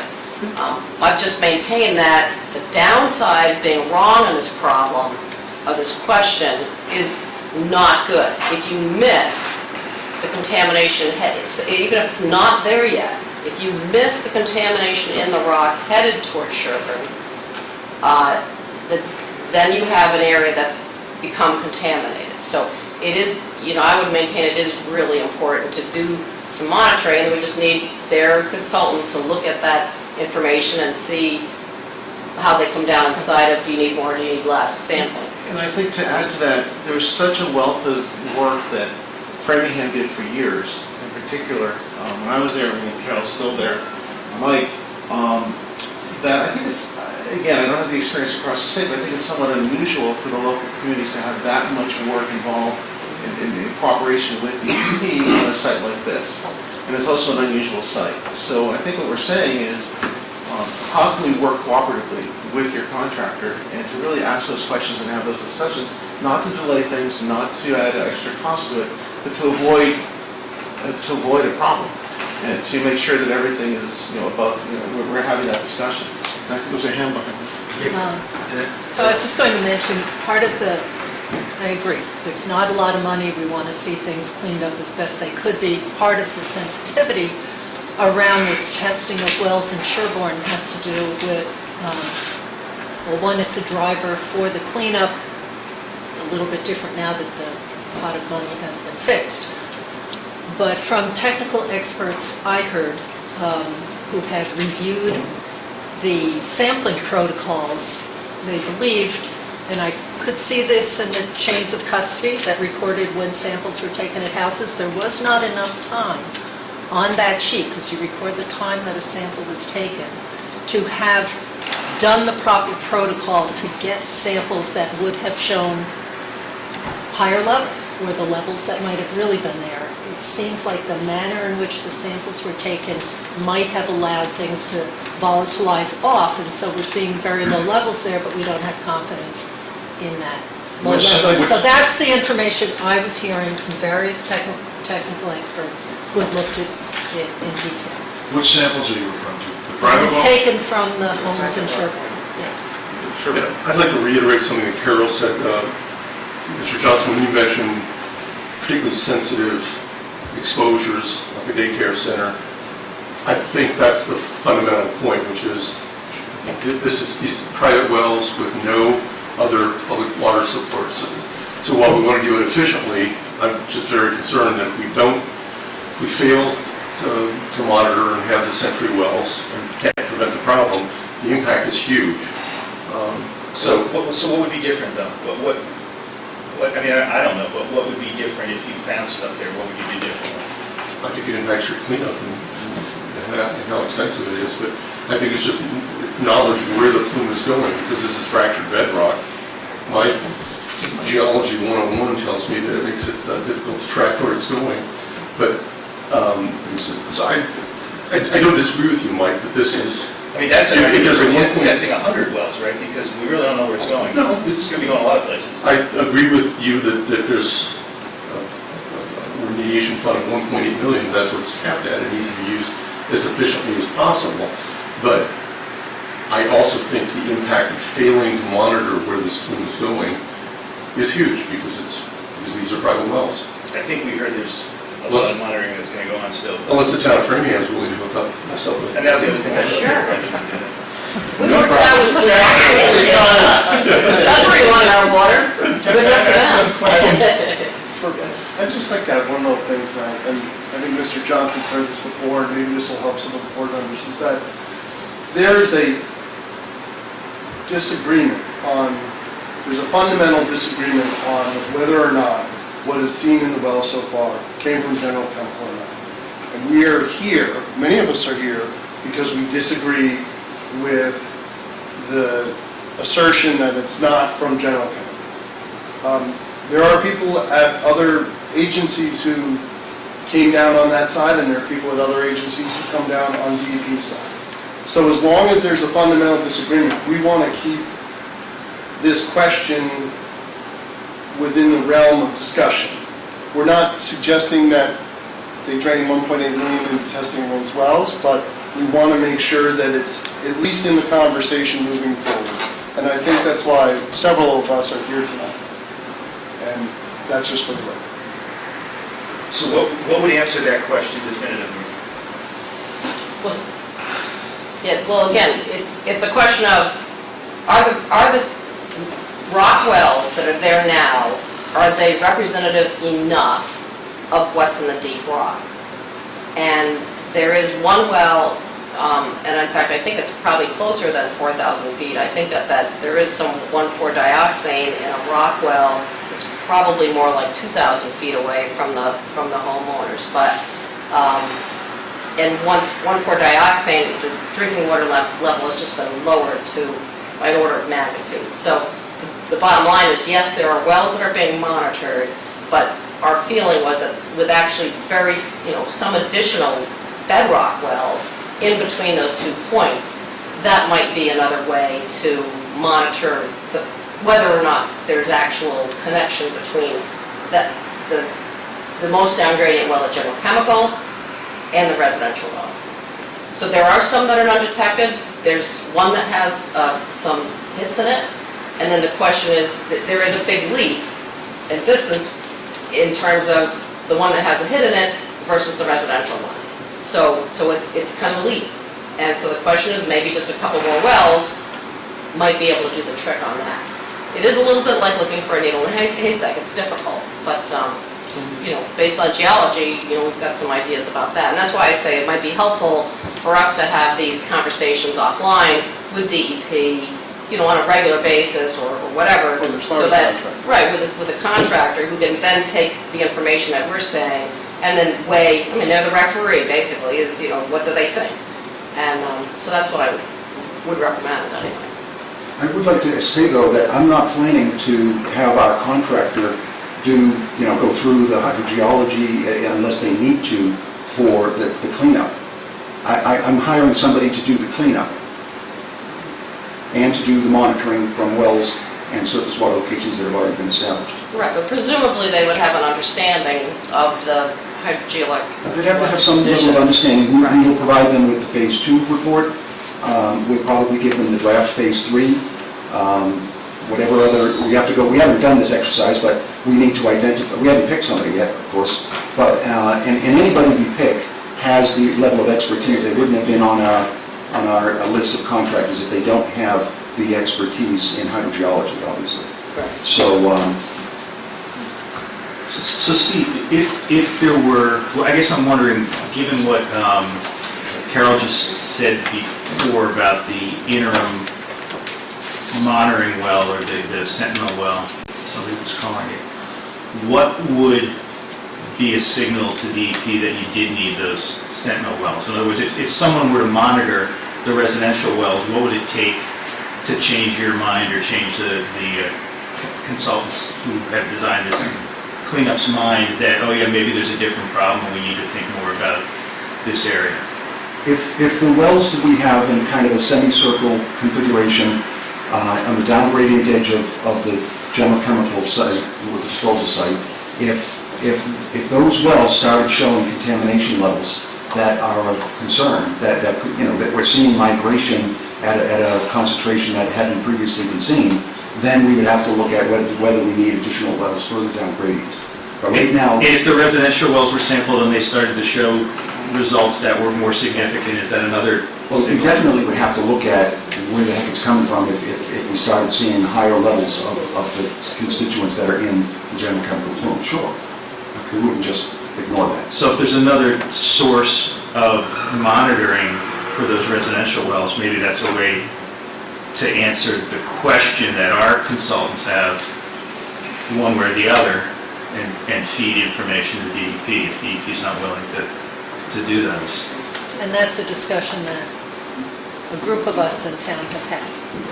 Well, that About would have to whether we come out of find a some, few would have to wells come out of to some budget, sample. or some individuals would have to be willing to say, I'm protecting my family, I'm willing to put a couple $100 into sampling my well under Darrell's and Ethan's supervision, so it's done the right way, or whatever. If I could, let me emphasize the point I think that's being made here. This is a community that depends on wells. There is no public water for this area. If things go bad, it is an enormous harm to this town. Cleanup would be difficult. You simply don't have the resources to clean that up. Our best defense against that is to make sure that it doesn't get to us and doesn't contaminate the aquifers that people are relying on. So we want to see as much prevention, if you will, rather than wait to see, oh, bingo, the wells have gone bad in these residential areas. Now it's time to go back to DEP and say, why don't you do something? We never want to get there. We want to have DEP act long before there's an impact on any well in Sherborn. Well, that makes sense, but it doesn't make sense because there's a limited pool of money, and they've just told you all the reasons why there's nothing they can do at this point with that money that's efficient or effective to act. We have people who need to monitor their own wells and find out if the levels are increasing, and then there's a story to tell DEP about the fact that there's a problem. I mean, unless you're suggesting the town's going to dig a well and tell DEP about it. I mean, there's not... I don't buy the assumption that there's a limited pool of money. Well, if your house was on fire and the leaves across the street were on fire too, are you going to go over and stamp out the leaves, or are you going to put the fire out at the house? I think what he's saying is they want to clean up the site that's actually causing a contamination problem in Framingham and upgrading it of where we are, which, if it's headed our direction, will eventually get there if they don't clean it up. Right, I'm in favor of all that. All All I'm right, well, saying there's is, $1.8 million, so the game I don't buy that. here is to figure out how to spend that money. If there was more money, then maybe they'll be able to do more, but they don't have that yet. That's what he's told us. Right, but I don't buy that we should plan only on 1.8 million. I don't think I anybody think- said they wouldn't do more if there was more money. I don't hear this gentleman saying that. They have to make a decision about how to clean this site up. And if we take the, what I call a skinny goat mentality and say, we only have 1.8 million, so we can't do the job well, let's do what we can with the 1.8 million and hope that that works. Or we find the money that needs to be done to do the job right. We agree with that. And it's either pursuing these other companies or having the state put some money into it, put some skin in the game here. This isn't a problem of a few homeowners in Sherborn. I think we're all in this together. And so the first thing that the state should do is figure out what is the right solution for this problem, regardless of how much it costs, and then figure out how to fund it, rather than start with the skinny goat mentality. You know, we can only do a half-baked solution here because we only have a fraction of what we need to do the job right. You want to put the town money into this? Is that No. what you're saying? We're already putting town money into it. But I make We've another been paying a suggestion. consultant for We are. a year and a half. That's true. But I maybe make But the another water suggestion. samples would have been cheap money. Well, maybe we need to do that then. Can I, hold on. Yeah, but I just want to say, in support of Paul, I have a hard time wrapping my mind around the skinny goat part. You speak of I said I'm having a hard time wrapping my mind around the skinny goat part, but I think Paul makes an important point here. We should know what the ultimate cleanup would be if we did it right, and then figure it out. Because Sherborn, I am sure, is a net contributor to the state in terms of taxes by a long shot. We don't ask much of the state, and this might be the time to do that. And try, but we have to know what we're asking for too. So I think you make a good point. Yes, Sean. I got a couple points. I know there's a group here that doesn't like talking hypotheticals. One of these is hypothetical, one's not. I saw a drill rig at the end of Coolidge Street the other day, and I can only imagine where it's going. So fortunately, none of us had to pay for that well. So there's a new well going in. Apparently, I'm hoping it's permanent. But I would also question what DEP's response would be if a developer just happened to apply for a public water supply well down gradient of that area we're talking about and wanted to do a drawdown test. So Is there any doubt in anyone's mind that that probably might result in some bad results? If it's within the area of where we know the contamination to be, it would be a problem, sure. Okay. What do you think the town of Sherborn should say to that person that potentially wants to do that? What should our response be? DEP Are they thinking about putting, someone thinking about putting a well within the known area of the plume? Just saying there was a drill rig stuck in the mud the other day within the known, what I would consider the area that some of us seem to think the plume is headed. It's across the street from the aqueduct. I think it would be a bad idea to put a private well close to where that known contamination is. That's obvious. Okay. And most certainly a gravel packed public water supply. Oh, Would be yeah, even worse. yeah, because they would That have would be insane, they would wouldn't have a drawdown and they would encourage flow. Yeah, Okay. Enough said. I'm not sure, I think there's a Well, backstory to it's that. somewhat of a trap, but here's where we sit right now. We have a 40B development across the street that is sitting in line of that plume. It's no big secret. It backs up to Meadowbrook. Pond Street?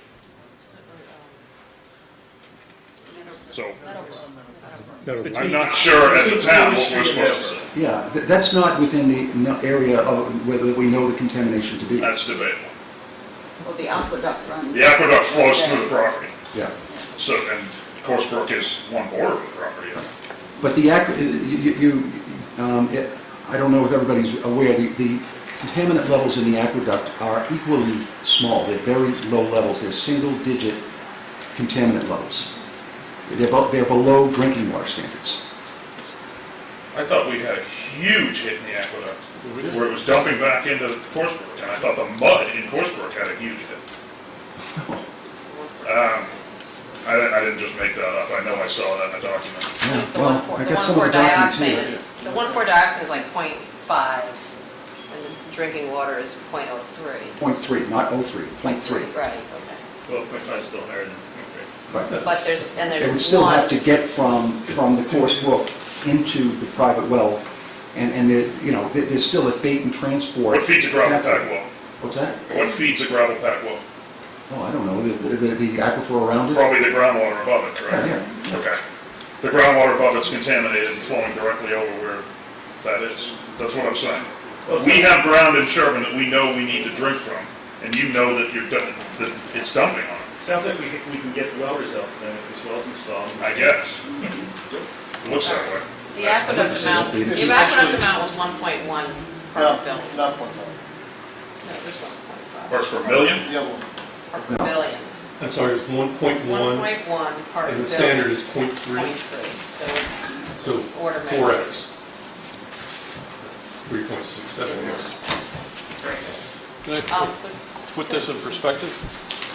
The $6 million EPA recommended cleanup would result in a temporary solution. What do you think you're going to get for 1.8 million? I don't really care about the 1.8, that's not what I'm talking about. And we're gonna get a lot more than $1.8 million worth of development. Sherborn's sitting on top of that point, so I have a greater concern about where that money comes from. Well, what I'm I saying think is Paul will find it. the cleanup potential that they're talking about is grossly inadequate. Agreed. So we got to find Totally more money. agree. And the damage to Sherborn, Yeah. at this point, I think is grossly understated, to say the least. And Framingham and Natick as well. The one thing I just thought of that maybe could add in here, I don't think that EPA, Steve, if I'm mistaken, they haven't been asked to weigh in on this issue of the bedrock connection. And I wonder, now that you've tapped on EPA, maybe that's a valid question to ask them as an independent agency with already some knowledge of the site, the DNAPL, the cleanup, but now the cleanup, because that whole question does impact what you'd like to have for a cleanup. So that's another option, is maybe ask EPA to take a look at that and see what they think about the interaction too. Unless you We did speak with a hydrogeologist from EPA a year ago. I got a call out of the blue from the RECRA program, and there's 3 or 4 of them on the phone, and they had questions. I think they had been contacted by somebody, which is fine, to look into what the testing was and whether they would recommend something different. And we told them about our drilling approach that was required of General Chemical. We shared with them the results. We pointed them to the reports that were online, and I think we got 1 or 2 questions, and that was the end of it. So I think that they were satisfied. I never got anything in writing from them. I could find out who that geologist was, but it was definitely a hydrogeologist that contacted us. So not the Ada, Oklahoma people, No, but some someone from Region 1. different Region 1. Oh. Are we ready to wrap this up? So can I just say, I really, when I hear you say that there was high levels, I don't know what the word you used, it was humongous or something like that, levels of contamination, I'm seeing extraordinarily low levels of contamination. But I'm not saying because they're low, people shouldn't be concerned. I think keeping a watchful eye on it is fine. Being suspicious that it may be coming from this huge amount of contamination, half a mile or 3/4 of a mile away, I don't have a problem with that. I don't have a problem with people, keeping an eye on that and keeping that, as Ethan said, keeping it as an open issue that they may want to revisit once we get more data or something like that. But the levels I'm finding, I've gone through this data very carefully before today's meeting because I thought there would be questions, and I brought some of the figures here, and the levels are, I'm not seeing a 1.1, but I'm seeing less than 0.1 parts per billion of, less than 1 part per billion of dioxane, and it's in the brook that has to, as I said, it has to travel a ways to get to a private well. I wouldn't characterize that as a massive plume overlying this area where they want to put the gravel-packed well. I think that if they want to put a gravel-packed well in and they do testing, they would be able to see whether there's something there or not. I wouldn't say that this data makes it a clear-cut case. And this is sort of repeating what's been said. Once we have a clear-cut case, it's too late. I mean, I go back to what both of you said. Given whatever amount of money you have to concentrate on the source. It's going to sit there and spew whatever it is into the environment over many years. So I know we have to monitor our wells in Sherborn because they may have to be decontaminated or redug or different source of water. But I think that the attention has to be on the source of the whole thing, big time. And I agree that, 1.8 million, and even assuming temporarily that that's going to help in a big way, I think is wrong if you go after much bigger money. And Little Sherborn's not going to be able to do that. I mean, that's the point. We need the state and the federal government behind us. Yeah, I think everybody agrees on that. Yes, exactly. That's the bottom line. You said the same thing. You said it. The more money we get, the better for everybody. Yeah, can you repeat that? Yeah, want to wrap this up, everybody? Thank Mr. Johnson for coming out again. We'll make you an honorary citizen if you show up one more time. Well, No, I would just like to appreciate you showing up, actually. I know it's a lot of time. It's an important part of the job, so I'm glad to do it. And we're probably going to continue to disagree, but we do appreciate yes. the work that's being done up there by your group. Thank you. Before you release Steven. Mr. Johnson, Too late. They got his better on you, was tied to it. when is the next public meeting scheduled, if at all? We would want to find out if the public still wants a public meeting when we get to the point of deciding what we're going to do for a cleanup plan. I would imagine they would want a meeting. Yeah, no, I imagine they would too. The public involvement process has not ended now that General Chemical is gone. It's still a public involvement plan site. So do you have an expected? Well, we talked about this. It's hard to predict. I don't know, we don't have, the first step is getting the contractor, getting them to review the relevant reports, sitting down with them and explaining what we want to do and how we want to do it, and then setting them free to come up with a plan.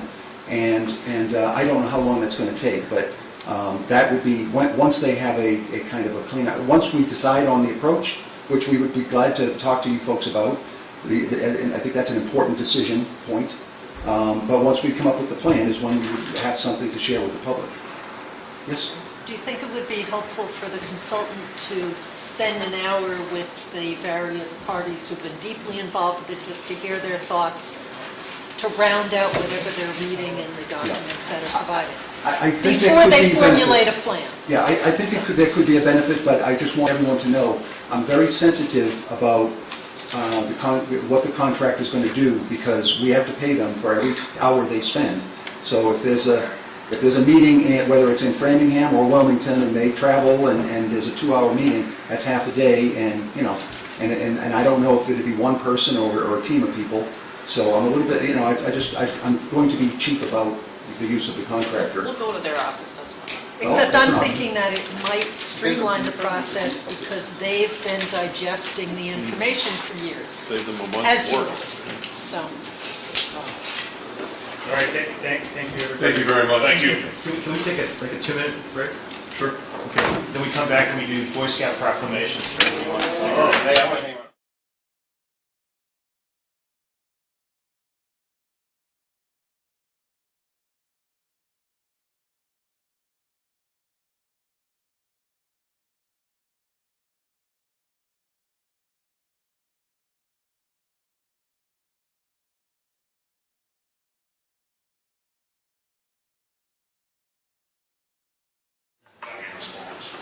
Great, okay, so we're back on camera. The next item is a couple of proclamations, and we'll give them to our expert proclamation reader, if you're willing. Sure. Okay. We have 2 new Eagle Scouts that are coming up for Eagle Scout awards. And so I would move that we issue the following 2 proclamations that read as follows. A proclamation, whereas, and I'm going to read this once and I'll put the 2 names in of the people. That's a great idea. Sorry, I read it twice.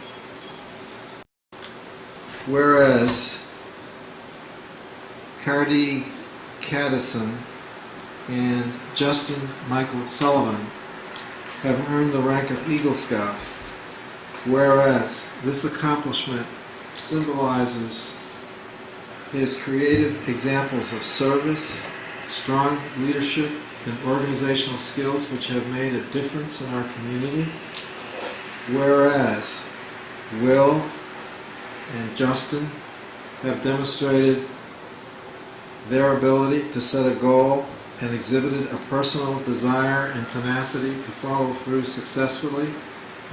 Now therefore, we, the Selectmen of the town of Sherborn, on behalf of all its citizens, extend their congratulations and best wishes on this occasion of the Eagle Scouts Award Ceremony. In witness whereof we have caused the seal of the town to be affixed to this proclamation on the 25th day of April in the year 2017. Move to issue the proclamations. Second. Okay, second for Sean, all in favor? The proclamation's great, thank you, Paul. Okay, next we have to set our next meeting, and the suggestion was May 11th, which is a Thursday night. I'm out of town. Okay, I'm traveling, I'll not be able to be here. that doesn't sound too good. What about the 10th, or the 17th, or the 18th, or, we don't really need to meet as frequently now that town meeting season's over, but Yeah, can we do the 7th? we have to reorganize. What's that? Can we skip that week? I have like town meetings every other night. Well, do people want to do the 18th of May as our next meeting? That works for me. Okay. Give ourselves a little break after 2 meetings this week. You guys okay with that? The 18th actually doesn't work for me. I can go back to Wednesdays though. Something else that week? Until I can't do the September. 17th. Can we do the 16th? Does that work for people? Yep. Yep. You're not there that week, is it? Okay. Reorganizing the board, that's all. And you will have found us a CM&D director by then. Let's do There that. you go. Let's have that as a Set that target. as a goal. All right, so let's, Thank you. so we set the 16th as the meeting date? Is that what people are ready to do?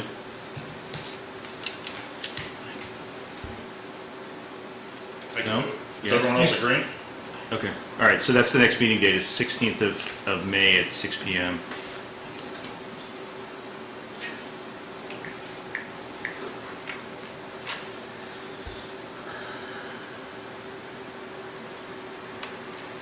Okay, great. Any other business? Anybody have any reports or anything? We had a long night Tuesday night. I don't know if anybody's... I actually have 3 very brief reports if, So nobody does? Okay, that's... We had a long night Tuesday Move night. to adjourn. You're not here as Colin? Oh, that's okay, Chuck, go ahead. What have you done yet? these are for future consideration. One is to announce to the town that Saturday is cleanup. Oh, good, yes. Which is, last year, it was amazing how much trash we found on the side of the road. 2 things for future consideration. Board of Selectmen has a sexist association with me. I wanted to see if, I've seen select boards, which has kind of an elitist connotation to me, but wanted to see if any of the members of the board had ideas of other possible names other than Board of Selectmen. No. No. I don't. I would say that the MMA had a meeting with a lot of selectmen in attendance at one of our conferences. And so we asked people, particularly the female members, what they wanted. And pretty much unanimously, they felt they had earned the title of selectmen and fought hard for it and had been that way for hundreds of years and felt like one woman said that she felt like if it was changed, it would diminish her achievement. It would be like a woman getting elected president, but once she's elected president, then we have to change the name to, manager or something. She felt it would be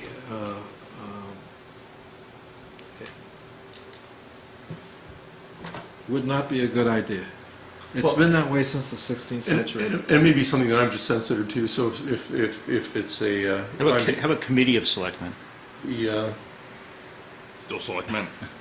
Well, you wanted to change the name. I There just you was go. trying to help you. And Robert Johnson sent me an email wanting to know if we were planning to respond to his question about, that he had sent to us. The hypothetical. The hypothetical question. I think at the next meeting, we probably should discuss how we want to respond. I told him that with town meeting and budget season, it's not a top priority, but I think we owe him. And it was a hypothetical, and I don't remember what it was. It Yeah, was, I mean, there was I think we left it to the Demand. chair to respond. Yeah, water. I was under the assumption someone did. No, I think we intentionally didn't because it was hypothetical. Yeah, the question was, what would the town do if there's a development that pollutes somebody's private water supply? Would the town, A, be liable, B, would the town do anything to help the homeowner? I just threw the exact polar opposite of DEP, and I didn't get an answer out of them. Right. So, I mean, that should include the Board of Health and water commissioners. I just think we have enough real things to answer that I'm not sure we need to answer a hypothetical question. I mean, if that's the sense of the board, I'm happy to get back to him and let him know that that's... We should probably just close the loop with them, that we're not, I think that we we're should not going close to the take loop. it up. Yeah, it's clearly a hypothetical question. If that's the sense of the board, I'll get I back think to that's the him. sense. I don't think you can answer a question like that in the abstract, and also, again, we could have a limitless number of hypothetical questions that are concerning people, and it's not an invalid concern. I get why he's raising it, but I'm just not sure we can do anything on that. Terrific. Great. Do you have a different answer, David? No, I was going on to the next item. Okay. I wanted to just mention something to think about for next year is if we can do something a little more about bicycle safety in town and designated markings for bicyclists and sign for bicyclists. We have an awful lot of bicycles in this town. You go through other towns around us nowadays, and nobody's great, but some of them at least do have markings on the roads or caution signs and things like that. We have very little of that. But we did adopt a Smart Streets program, and part of the Smart Streets program is to do just that. And as part of that program, we did sign an agreement with the state that we would be trying to implement bicycle safety in this community. So the new CMD director should be an expert in bicycle safety. We David, could, put well, that down. they should have some knowledge of smart streets, but we could ask traffic safety to have put together an advisory task force or subcommittee And public or safety. something. Yeah, I mean, we could, or we could just figure out some best practices and. We could do that And- too. We do have 2 bike shops in town, too, which per capita must be one of the highest in the state. It's also the highest percentage of kinds of businesses in our town, right? That's probably the only thing we have two of. It's 2X. I had one thing. I had a resident approach me recently about the condition of the Prospect Street railroad crossing. The What is poor it? condition. What's the issue with it? It's just in bad repair. You mean And- driving across it? Well, yeah, it happens to be a bicyclist. Yeah, if you happen to be a bike, I think we have the same situation at Hunting Lane. hunting lanes definitely get... So I just, would like to get it onto a future agenda for us to discuss, since it involves, I guess, the MBTA at this point. How do we interact with them, and how do we make sure that we get our share of attention in terms of getting these things maintained? Is it, we're not responsible for paving, the paving part? Well, we, I don't no, know. the town's not allowed to, except Ed, somehow, somebody got some special permission last year, either Ed or John McAvoy, to make a temporary repair to Prospect Street, and it went from... It's temporary, now it's- it's still better than it was. John But in is, theory, the ribbon up against the railroad tracks, we're not allowed to touch. Can we task David with talking to somebody? And they have new rails in town laying next to the tracks that are supposed to get put in. Are you gonna talk, you've we already talked? talked, yeah, a guy from the MBTA is going to come out and check the condition and report back, and John's going, the foreman going and checking the condition of the tracks and Okay. report back. No problem. So we could we should be able to talk about it at the next. Can we throw a couple broken bike wheels over Do we- bike tracks before they show up? I'm not sure we have to. Do we have Some process. have we ever appointed someone to that Skeleton. MBTA advisory board? Yeah, well, we used to be Grace Shepherd, right? Yeah, but Grace stepped down. I don't think we ever Did reappointed. anybody reappointed to I'd that? have to look at the, Gino? Would that be the person that would reach out to MBTA? Gino? he's on the, Oh, MAPC. yeah. MAPC planning, yeah, Cal. Yeah, okay, maybe we need to do that appointment then. I know I thought get we all had their somebody. emails. I thought we had Could be somebody. me. Yeah, who's the MBTA? Is it Dave Williams? Could be me. After she stepped down. Okay. But I get all the updates in the emails, but Okay.